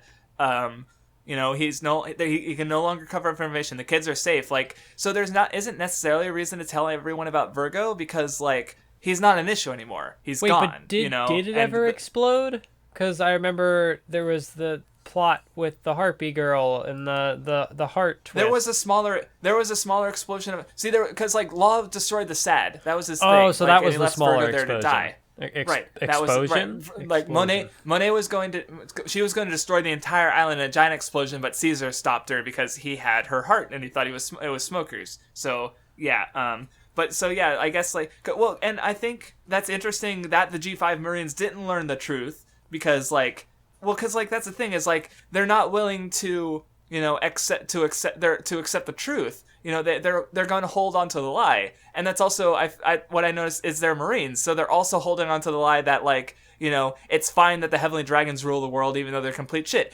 We need the world government for peace. They're holding on to lies like that. So it's like they're not. I don't know. Maybe that's a bit much, but that's what because it also kind of comes up at the end with the kids because they're trying to say, hey kids, don't even look at the Straw Hats, they're evil pirates, and they're like, what the fuck, no one else came to help us except the pirates. And it's like G5, like they needed to hold on to the lie that the pirates were bad because otherwise they would admit that they like them too, and they can't do that as Marines, so it's like they still have to, as Marines, they have to hold on to these lies sort of. So I thought that was a little interesting, especially in regards to the whole thing of the fallen idols and the broken fantasy of childhood sort of with that the arc has going on, because the Marines kind of don't break the fantasy in a way, at least not completely. So yeah, because again they still think Virgo's a good person even though he outright attacks some of their men. So anyway, but yeah, there's a lot of shenanigans. Luffy runs into Caesar. I do like this little bit of fighting. Because I just like, you get little bits of Luffy's creativity, like especially like the part where he like stretches his head up into the air to take a breath during the fighting, like now that he knows Caesar's powers and what he's doing. So I always like that because I just like seeing Luffy doing the creative stuff, Yeah. And that was a cool little bit. But then Monet interrupts. Oh, and then we do get a brief bit of Sanji fighting Virgo, but unfortunately Sanji, he's weakened from the, Caesar, so he can't really. I don't know if Sanji would beat Virgo, maybe, because hopefully, I want to see Sanji. Like that's the thing, okay? Is like Luffy gets all the fights, but I want to see everyone else get fights too. Like Luffy had a more extended fight in Fishman Island, and here Zoro got a fight here. That was nice, but other than that, but even then, it's like he wasn't really fighting. God damn it. I'm not, saying like, oh, we need the fights, because there are some people in the fan base who are like, this character didn't get a fight this arc. It was a shit arc. Like, people unironically hold those kind of opinions. Like, you laugh, but no, it's painful when you see it. Because like, yeah, it's an action manga, so yeah, it should have fights, and I do like seeing the fights, especially because of like how the conflicts, like the Zoro versus Monet one is really good. It's honestly like fight wise, it's definitely the most interesting this arc, as we'll talk about. But like, so I do like the fights, but I also, it's like a character doesn't need to have a fight for it to be a good arc. As much as I'd love to see those fights, like I was mentioning Nami and Robin last time, because I would like to see them fight more, but it doesn't happen. So it's sad, but anyway. As the shenanigans are going on, we do get a cut to Doflamingo living the fucking dream. With it, we see a bunch of just weird dudes, his men, and he's trying to be killed by another one of his men, a baby 5, who she's pissed off and trying to fucking murder him. He's just like casually talking on the phone, and she's trying to gut him like a fish. I never realized how goofy that was. Oh yeah, there's a bit of a fight scene with the dragon, and a brief fake out where it's like, oh no, Momonosuke was turned into a dragon. Did I just kill my own son? Or did he have that? Or the audience had that because the kid was talking about how like, oh yeah, Momonosuke turned into a dragon, and they just killed a dragon. Oh shit! But I thought that came after Luffy. You're right. That was later. Yeah, because Luffy found the. Well, the kid mentioned it right after they took out the dragon, but the characters didn't find out till later. Yeah. Yeah. Yeah, because then we know that like he's running back, and it's like, but that's not. You're no. Yeah. Because Luffy escapes Monet and he drops into a trash pit and finds Momonosuke turned into a dragon because he ate an incomplete artificial devil fruit. So he's now I guess he can't control his form changes is the thing. Also, I guess very minor spoiler because he sticks around for a while, but like we have not seen if he has a half form. He's only ever turned between like full dragon and full child. Like so, yeah. Yeah, because I know Luffy was like, well, why don't you turn back into a human if you had a devil fruit? And he's like, I can do that, but like it happens later, but he doesn't seem to. Because again, like even just in the or like the last couple chapters we read, like he turns back into a human, and then at one point he's just a dragon again. Yeah, he just transforms completely randomly, and like he'll be a human in one panel, and then there'll be like a reaction shot, and he'll be a dragon like screaming at the thing he's reacting to, and then he'll just be a human again. Like it's just like he just keeps going back and forth. He has zero control over it. So very sad.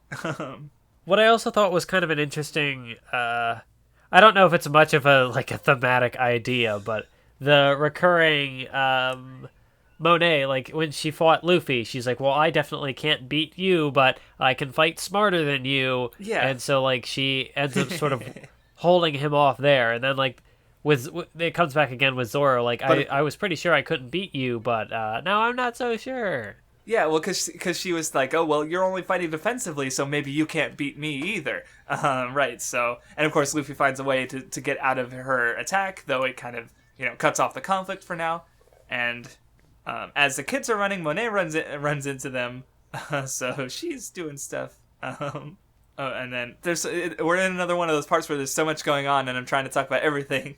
I guess because it's pretty short. Did you have any thoughts about like Smoker versus Virgo and how that played out throughout the we'll get to the law part later, but like I don't know, Smoker's powers are cool, and I kind of like there's one part where like Virgo like shoots an exploding dart at him, and Smoker just appears behind him because he's smoke. Yeah.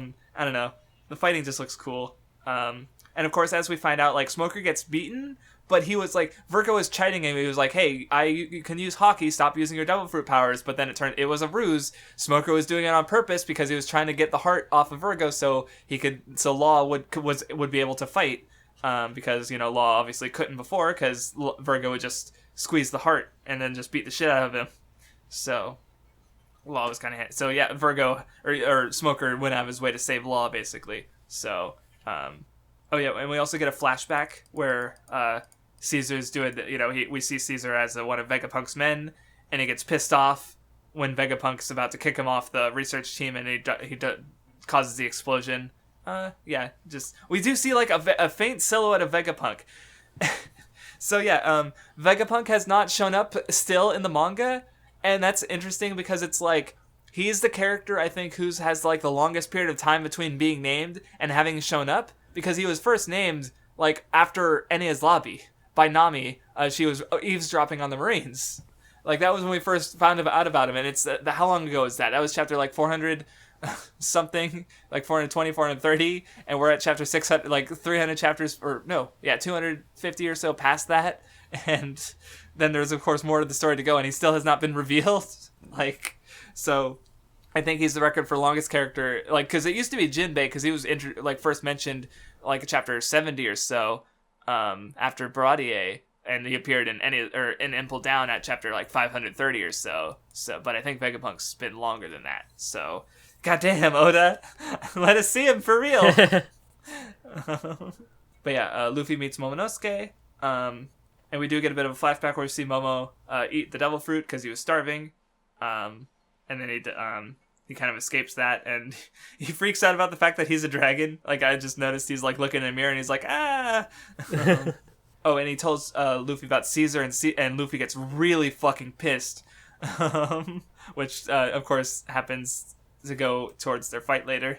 But then Luffy is getting ready to leave. He's like, okay, we're gonna go up the walls in this thing. But then the dragon passes out, and he has this little image of Doflamingo. So there's something, something there. Something weird. Well, because like Luffy said, get a grip. And Momonosuke had that repeat in his head. Get a grip, and Doflamingo saying it. It looks like, and it makes Momonosuke freak out. So yeah, that's a bit of a weird moment, especially because it's like the way the Doflamingo face is drawn is like, what's going on? But yeah, then he flies him out and they escape. But it makes you wonder, like, what has Doflamingo done? What's he right? about? What has he done to Momo? Like what? Why? What? Is it the fruit? Is it something else? What's going on? Well, I guess we'll hopefully find out. But yeah. So anyway, moving on, we get to probably my favorite fight in the arc. Oh no, wait, there's a bit of a scene before that, but because we do see. I mean, I've already kind of talked about it, but Mocha, we get a flashback of her with the kids, and because she's running away with the candy because she knows it's like dangerous, and she ends up eating the whole thing to keep it out of the hands of everyone else, and nearly dies. But Law does save all the kids and get the poison out of their body. But yeah, well, because I already mentioned it before, but I do like the moment, because that was like almost directly, because I'd been having the thought, because I realized it, about the whole like, the false idol thing with Virgo and Caesar, but then like that was the moment where it really like, kind of confirmed what I was thinking, because it's like, it's almost directly stated, like Mocha cannot grow up. These kids will not grow up as long as they continue to see Caesar and Monet as these like good people. And accept their lies. Like they have to, accept the truth and move on if they want to grow up and see their parents. Like, because she's even saying, grow up. So it's kind of similar with the Marines and the Brownbeard pirates. But I already kind of mentioned that. So if you had no thoughts, we can go on to Zoro and Monet. I mean, I forget if this. I think this was more towards the beginning of the fight. There was like an interesting. Okay, maybe it wasn't the beginning of the fight, but I know that there was an interesting sort of comparison drawn between Sanji and Zoro, where, like because Sanji won't. Oh yeah, that's right. The Marine people were asking him like, you're right. Well, yeah, because Sanji was he came back to save Tashigi, but like, what was the thing? What's the exact? Yeah, well, they talk about his integrity, and they're like, why didn't you save us? And he's like, I don't kick women. And he's like, even in a battle to the death, and he's like, yeah, I'll choose death. Like he's basically restating what the Khalifa stuff back in Enies Lobby. But then they're like, well, but Zoro, he can cut down anyone, right? And Sanji's like, actually, he's softer than you think. So it's like Sanji's kind of in a way recognizing that Zoro isn't able to attack women, because yeah, that's the whole thing. Like Tashigi outright basically says it. It's like, you won't cut me down, you probably won't cut her down either. And Zoro's like, says who? Like, see, that's the thing. Zoro's putting on so many airs. Like, even at the end, he's like, yeah, I could have beat her, but at the same time, like, he didn't. And the reason, like, because the whole thing is like, what happened at the end, like a few chapters before, he said, this is the new world, Luffy, we gotta take things seriously. And yet here he is doing the same mistake again and trying to act like he's not doing anything wrong. Like, because that's the thing, is like, I don't think Zoro is actually aware of his like issue. Like, he hasn't recognized it. Like, he's not actively thinking like, yeah, women are weaker. But at the same time, like, he doesn't attack women. He doesn't like when he cuts Monet in half. Let's be real. That's a fucking awesome moment, because it's like, it's awesome because Haki, like, he doesn't use Haki. He could have killed her, but he doesn't. He does not like cut her down like he does like so many minions and people, like, and which goes back to the Mihawk thing. Like, Mihawk respected Zoro as a swordsman, so he decided to cut him down with his actual sword instead of using his little knife. But Zoro's not giving Monet that respect when he cuts her in half. He's not respecting her as a swordsman and really defeating her. Like, Tashigi wanted that with Law. She was like, hey, defeat me, and Law's like, well, I don't feel like it. But Zoro's just kind of like, even though, like, yeah, Monet needs to be beaten, he just said, let's take the New World seriously, but he's still not doing that. Like... Now, here's where I almost, like... I don't want to say I disagree, because I'm still not quite sure. I feel like there's got to be a payoff to this coming down the road somewhere. But that's what I'm waiting for. Yes, I'm really excited. But go on. What I think is interesting here is Zoro, like, the way he defeats her. It almost seems like a very Luffy thing, because as Oda has said numerous times, like, Luffy doesn't he doesn't kill people. He tries to like break their spirit or whatever. Yeah. And like with what Zoro does here, he could have killed her by using haki, but he doesn't. And there is like a little moment where Monet's trying to like recompose herself and go back to attack, but she's like struggling to, because like she's kind of like mentally messed up, because like she's like, he could have killed me, I could have died, and like she's struggling to kind of, so, and Tashigi even has like a comment like, you know, she can't control her body, she's paralyzed by like the knowledge that she could have died. Tashigi was talking about that, or in her head, because she was like, she was stunned by how strong Zoro was, because it's like he easily quote unquote defeated, you know, someone she was struggling with, and without even really, you know, doing it. And she's like just impressed with strength. But at the same time, right after that, Monet is about to stab Zoro, so it's like, not like, you know, even though she was mentally like tossed up, like she wasn't defeated. I think that's the important thing. Like that's important. Like I definitely see where you're coming from. So it like, almost looks so like. There's a clash of ideas here, because it almost seems like if that had been the end, then it would sort of imply that like Zoro doesn't have to actually finish her off. But then it ended by Tashigi landing the final blow, because like she was going to attack Zoro. Because Monet was about to attack again. So it leads me to believe that there's more left unsaid here, that there's more to come. Like not in this fight, but more on the topic, I guess. Right. Because, like, the way I see it is, like, because Sanji also won't hit women, but, like, it's different with him because, you know, he just wants to find the all blue. He just wants to be, you know, he's a good chef. He doesn't need to defeat everyone in the world, basically, to accomplish his goal. And again, like, you know, it's, like, as we kind of saw with, you know, Enies Lobby, it's a source of strength to him. But, like, with Zoro, he has to be the greatest swordsman in the world, which means he must be able to defeat anyone wielding a sword, including women. So like the way I see, and sort of I guess how I interpret it is what like the Kuina thing is, like she defeated him 2,000 times. He was never able to surpass her. So like, and then she just dies. So in a way he's still like mentally, even though he's way stronger than her, mentally he cannot defeat her because he won't attempt to fight a woman. Because like he looks down on them for being weak, but at the same time he is the one who's weak, because like Kuina, he sees women as weaker, so he won't defeat them. So like it's kind of weird, because he's like, he sees women as weak, but he won't defeat them, so he's also weaker than every woman with a sword, because he can only disarm them, in a sense. So it's like, he's just like, I don't know, that's just how I see it, I guess. It's like, he cannot defeat Kuina in his mind, because he could never defeat her as a child. So it's like, and that's still, like, that trauma is still burdening him, like, and he cannot surpass her in that way. So... And, like, I'm curious, really curious. Like, Tashigi definitely seems like she'd be important to that, but she's also really weak. But it's like, I'm just really excited for when Zoro gets a serious fight against a female swordsman who, like, because no one can help him overcome that, you know? Like, that's the thing, is, like, Zoro, you know, Tashigi beat Monet. So even though Zoro is stronger than both of them, you know, Zoro did not win that fight. You know, even though he, defeated her by mentally, you know, like, in that moment, but it didn't, that's not how it ended up. And, like, and that's the thing, because even as a kid, he said, like, you know, gender doesn't matter, but at the same time, like, he only spares his sword on women. Like, on Whiskey Peak, with the nun, but, like, on Jaya with the bugs, he was like, oh, the bug challenged me. Like, so I'm fine, you know, even though Robin was like, oh, the poor thing, like, he defended his actions there, but he treats bugs as more, like, serious opponents than women. Like, Jesus fuck Zoro. Oh god! But I also think so there is. I don't want to say it like a conflicting idea, like it undoes what's happening. But like, I mean, Tashigi sort of made her stand, saying that like, oh Zoro, you do these things. But she's like, you know, so like she had the chance to like fight Monet and potentially finish the job herself, but she couldn't. So I don't know. That still also makes me wonder. Like, I mean, like Tashigi, the thing Monet, so... that has been kind of hammered home with Tashigi is like, she needs to get stronger. That's what Smoker said way back on Alabasta, right. And she still hasn't been able to do that. She's still kind of getting wrecked in like everything she does. I mean, yeah, she's stronger. Like she can use hockey, but she's not strong enough. She's still like she needs to get way stronger. So yeah, you know, that's her. Like so, like yeah, in a way that does kind of like yeah, she happens to be a woman, but she's also a weak swordsman. So you know, it's not exactly convincing Zoro that he's wrong. You know, again, like I said, I don't think he's like aware of the fact that he's got this like burden and trauma. Like again with the stairs thing, like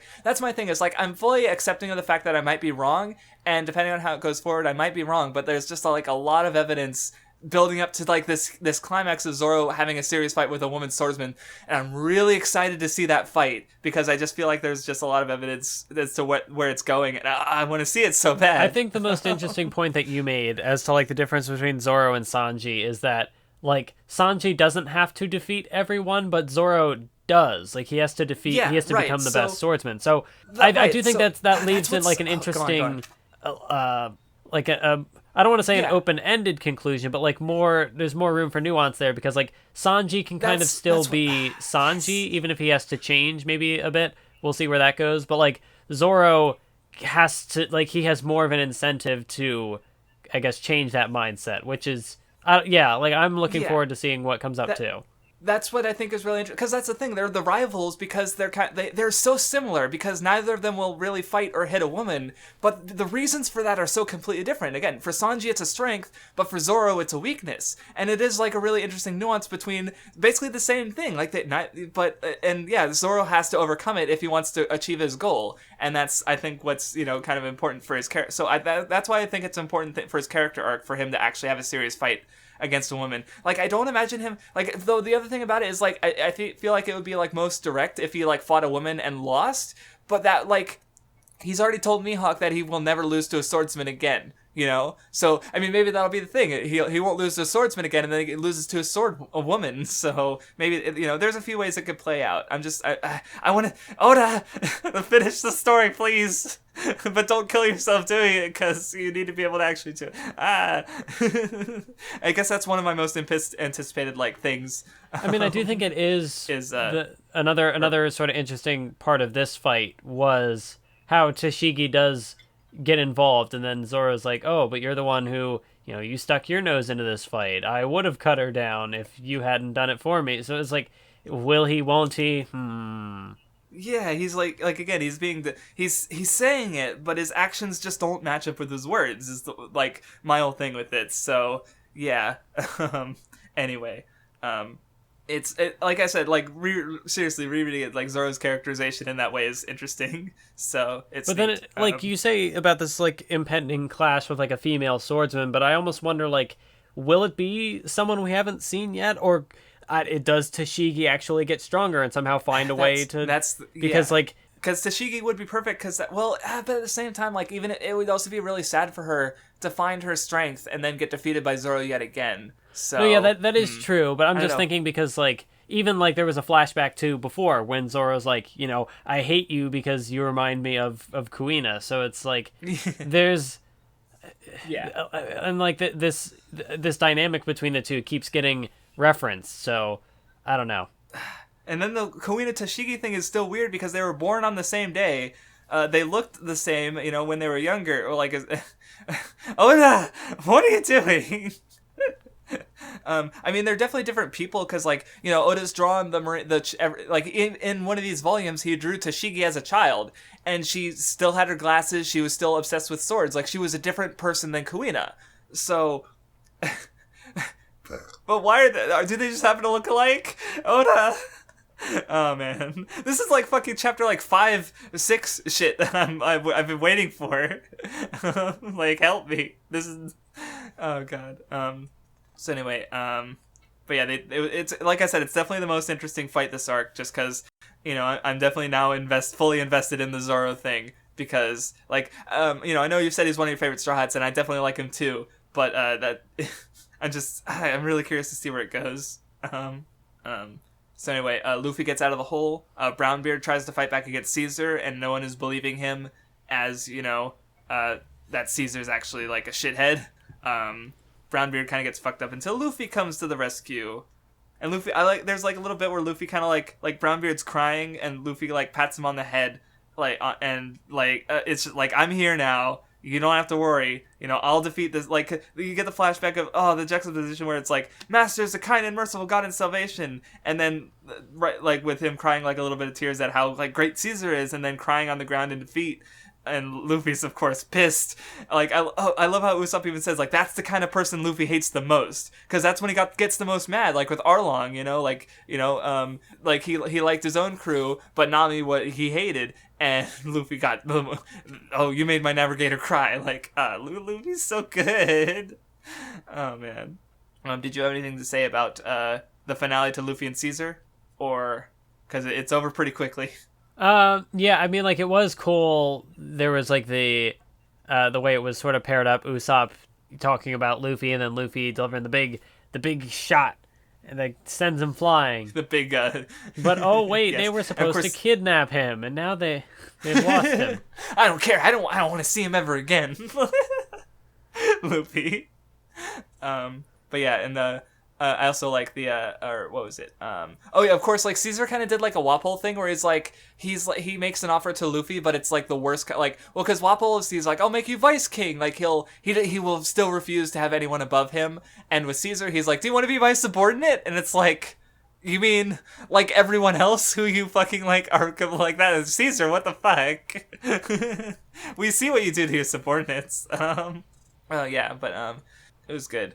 And there is one other. I really love this moment. Because yeah, we already talked about the Smoker part, but Smoker gets the heart back, Law's heart, and Law finishes off Virgo. Did you have any thoughts about that? Because Doflamingo's also kind of talking about it. I forget what the speech was that was happening, but it seemed like it was a big moment for Law, because then he just like there's the big spread of him just chopping him in half, and it's the whole and then a spread of him chopping the whole mountain in half.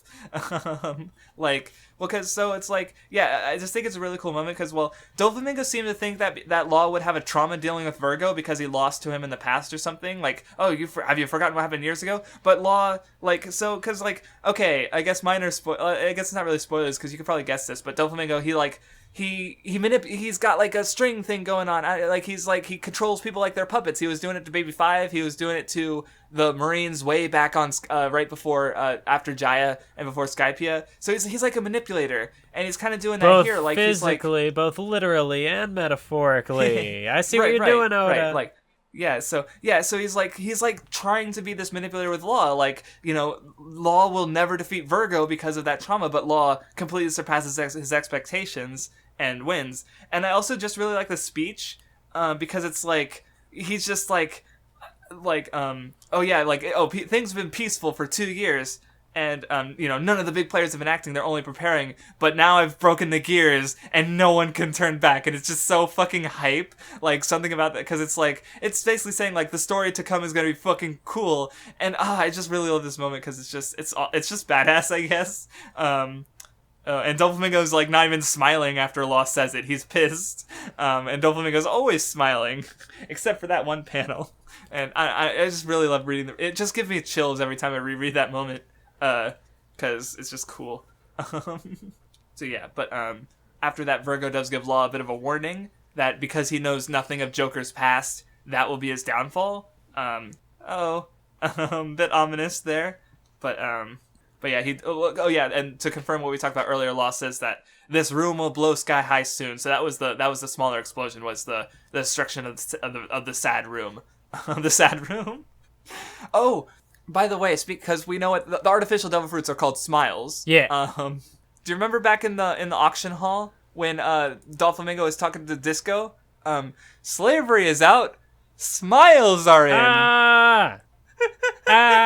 He turns the. Someone pointed it out to me a while ago, and I was like, fuck! So that's where they got the 500. Oh, no. Yeah, he's been working on it for years, basically. I think, yeah, so...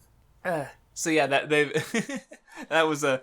And of course, there's the whole, like, sad it gets turned into smiles. Frown turns upside down, I guess. I don't know. Oh, no. But yeah, that was Oda, you're fucking foreshadowing. Oh man. So yeah, everyone is beaten. Though I guess there is one fight to go, because we cut outside and we see two of Doflamingo's like major subordinates, Baby 5 and Buffalo. They're coming in to rescue Caesar, and they're like, "Oh, there he is. Let's get him." And then wait, someone's there, a robot. Frankie's been like off screen for so long, and then he. And it's so dumb because he just completely destroys these two, like, effortlessly. And they're like, why is he trying to defend Caesar so badly? And he's like, well, wait. He, like, finishes the fight and he's like, oh, hey, Caesar's over there. Oh, God. And it's also just kind of like, because, yeah, these are supposed to be, like, two of Doflamingo's big subordinates, but Frankie just, like, 2-on-1, and he just takes him out, like, fairly easily. So, yep. Yeah, we're wrapping up the arc, finally. Yeah, Monet, Doflamingo orders her to destroy the island completely, because it's basically their last resort. But, of course, Caesar's like, well, if I'm going down, I'll take someone with me. Goodbye, Smoker. Stabs the heart. Doesn't work out. Because it wasn't Smoker's heart. Rest in peace. Sad, yeah. No one dies in One Piece except Virgo and Monet, who are fucking dead. Wait, so Ace and Whitebeard are still alive? What? Yes. Yes. No, shit. Wait, no. I hope not. Yeah, no, it's fine. No one dies in One Piece except, actually lots of people die in One Piece. So anyway, yep, everyone comes out. Oh yeah, but Baby Five and Buffalo try to run, but Usopp and Nami are like, "Yeah, leave any opponent with their backs turned to us." And then they take him out though. And yeah, so it's then we get to the cooldown period. Finally, everything's done. Everyone's captured. We get a good reunion between Momo and his dad, Kinemon. The kids, Law experiment, he takes the poison out of, because his power is fucking like, well, it's this because he's got a lot of abilities, but it makes, they're all kind of themed under, he's a doctor, he's got the operation fruit, so he can cut people up and they stay alive, so he can get stuff out from inside them. And he's got he has his one like counter shock move, which is like a defibrillator kind of thing. So yeah, it makes sense. It's also an excuse for Oda to kill people without killing people. What was that, Mathwiz? That's funny. Oh yeah, I also like the little moment of where Nami gave the kids over to Tashiki because she has a weakness for lady sailors. And then you get the cut to Belmare. The Belmare, that was cute. And of course you get another Law moment where it's like, hey, Luffy, hey, we need Straw Hat. We need to leave this place. They're gonna be on our heels soon if we stop to eat. So let him know. And he's like, okay, I'll let him know. It's party time. And Law's just like, he gives a shocked face, and he's just like, he just can't deal. He cannot deal. I love it. Oh man. Oh, and then we finally find out what the words Law said back on to Luffy were, that they are going after Kaido.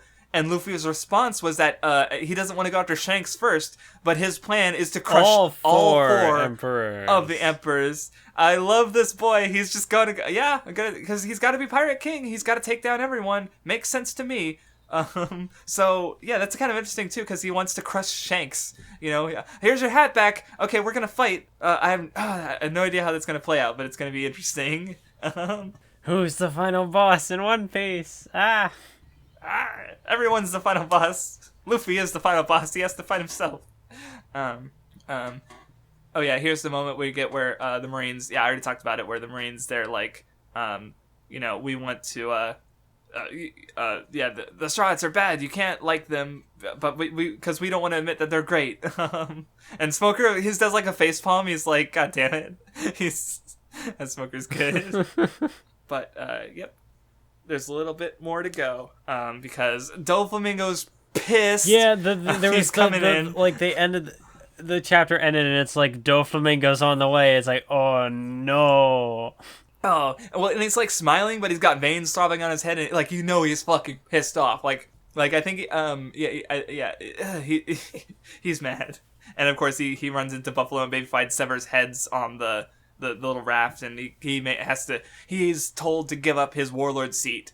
So basically Law's trying to get some level of control into the situation, or I guess so, and it's forcing it like, you have to do this, so and then we can work out Caesar, because they still have him captured. So the Marines go back to rescue the because everyone in the shells is still alive, at least for a while, so they're able to go back and try and rescue them in the suits. But Doflamingo, he drops down on Punk Hazard. He has Conqueror's Hockey. He just knocks out a bunch of fucking dudes. And then poor Smoker, Doflamingo's just pissed off, so he just starts beating the fucking shit out of him. Ah, man, feel bad. Well, I guess we know where Smoker stands in the power scaling scale. Under Doflamingo. Well, he'd been fighting, and he'd been, getting his shit kicked in by Virgo. So, like, that's the thing, is, like, these characters never get, like, fair fights at full strength, so, Sanji, you know, with Virgo, too. Although I guess it would make sense that, like, a Warlord of the Sea would be one of the more powerful, you know, opponents we've seen. But then... Yes, I love that panel of Aokiji Kuzan just like, oh, pardon me, buddy, would you mind getting off of him? He's an old friend. Like... Oh shit. Well, because like before there was he was in shadow, like he's sitting on top of his penguin companion. That wouldn't cause a lot of theories because people were like, "What the fuck? Who is that?" Oh, that was him. And then, I was wondering, like I saw that shadow guy, and I was like, "Who the fuck is that?" Well, it was such a weird shape because he's on a penguin, and then we see the penguin later, and then you're like, "Oh, okay," because he's sitting on top of the head of the penguin. Yeah, that was Aokiji. He's coming, or Kuzan. See, he's like not an admiral anymore, so like, but I'm so used to calling him Aokiji. Yeah, so it was it's Oda. He foreshadows things. He knows what he knows what he's doing, and we get a brief fight between the former Admiral Kuzan and Doflamingo. But of course they're not like I have no desire to fight you. So oh well, I can't silence him. Oh well. But yeah, that and well he also asks like. Oh, go on. Well, no, finish your thought. Mine's slightly unrelated. I was just gonna point out that because he asks Kuzan is like, what are you like? Where do you stand? Like, I haven't heard good rumors. Like, what is Kuzan up to? But you were gonna say something. No, I'm looking at this panel again, and I'm like, yeah, it's such a good panel because like Doflamingo, he's clearly pissed. He's like not smiling, so like that's a rare sight. Yeah. But then like behind him is just Kuzan, who's just like, yo. Hey, it's a former admiral. We know how strong the admirals are. We saw them in the war, so it's like these are some big players. And well, also it's interesting in that panel because Aokiji looks like he's like he's bigger, but of course Doflamingo's like there's a panel in the next chapter where like Doflamingo's like he's standing at eye level with Aokiji, but Aokiji's standing up straight, and Doflamingo still has his knees bent. Doflamingo's fucking huge, but he's always like bent over a bit. So he's just something I noticed reading, because that's the thing about the One Piece characters is they're all big, but they're still different sizes within the bigness. Yeah. So, and yeah, of course I already talked about. Oh yeah, that's right. Some of the Marines speculate that he has some black market connections or criminal underworld connections. So, what are you doing, Aokiji Kuzan? And of course we get the moment where he talks about how there's some things you can only do when you're independent of the Marines. So, I don't know. He's doing some for Straw Hat? Stuff. The theory's still alive.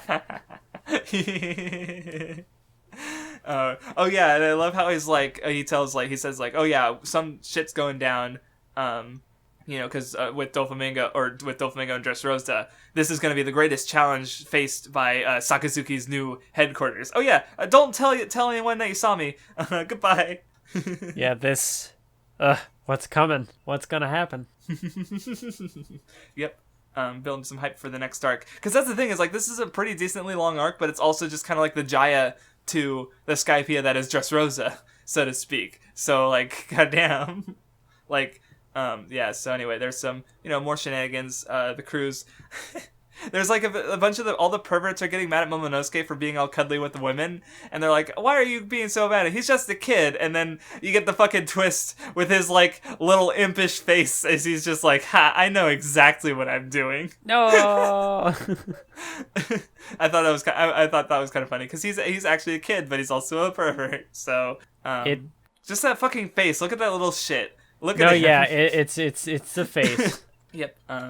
Anyway, and then pretty much we're about done because the newspaper comes out. Doflamingo has left. He has followed Law's commands. He has left the Warlords of the Sea.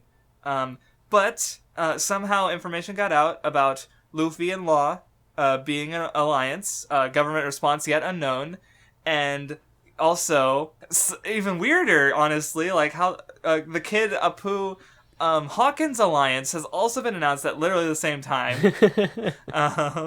So yeah, and the chapter ends. A bunch of phones, I think, or no, I guess it's just the one. But Doflamingo's like everyone on Dressrosa is freaking out. because they're like, well, why did the king, like, because the king, the government's not going to allow a pirate nation. He's supposed to be the king of Dressrosa. Now he's no longer a warlord, so he's no longer part of the government. So everyone's freaking out, and Doflamingo's got a call from Law, and it picks up, and that's where we end for the arc. Just a little cliffhanger before Dressrosa. So I'm kind of curious, because originally we were going to cover this in 2 parts. How was this going to be split? Like, were we going to stop here and then do all of Dressrosa in the next part, or like no, we were going to go partway into. It was going to be like Skypiea. It was going to be like Skypiea, where we did the Jaya and then part of Skypiea up to a point, and then we did the rest.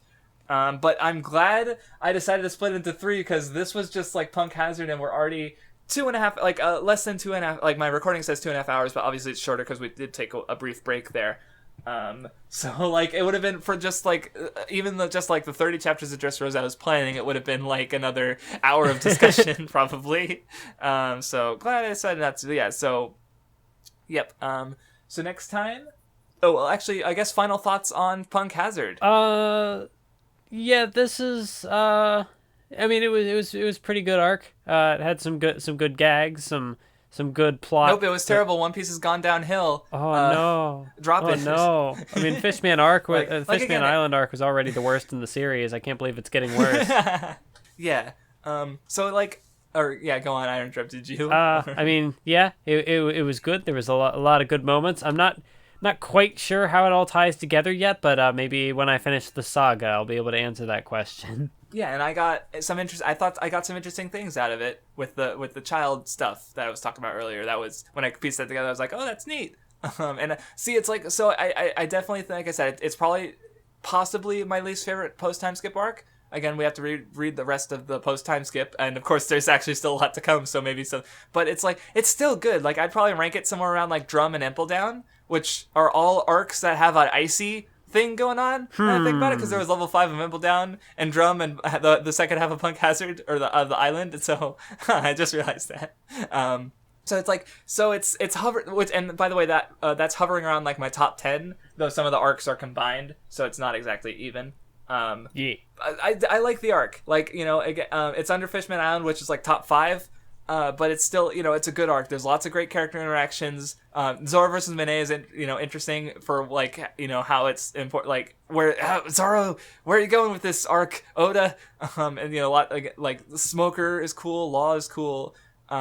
Yeah, and I appreciate it more because, like I said, I previously dismissed aspects of the arc because, oh yeah, Caesar, he's like Hogback, he's like Buggy, all those old villains who just abused their men. But then I'm like, no, actually, there's an important difference there. So yeah, it was cool to reread it and reappreciate it. Yeah, more. I was gonna say even if it's not really one of my favorite. I guess arcs. my current take on this arc is I think when I was reading it, it felt again like one of those One Piece formulaic arcs, although it did things differently. So I don't think it's less that I don't think it's as much that I disliked the arc, but maybe it's more I've said before that I'm conscious of One Piece's formula, and I don't know, sometimes maybe it just gets a little I don't know, because yeah, I don't know, if I have a problem with this arc based on the formula, then I have a problem with all of One Piece based on the formula. So I'm not quite sure.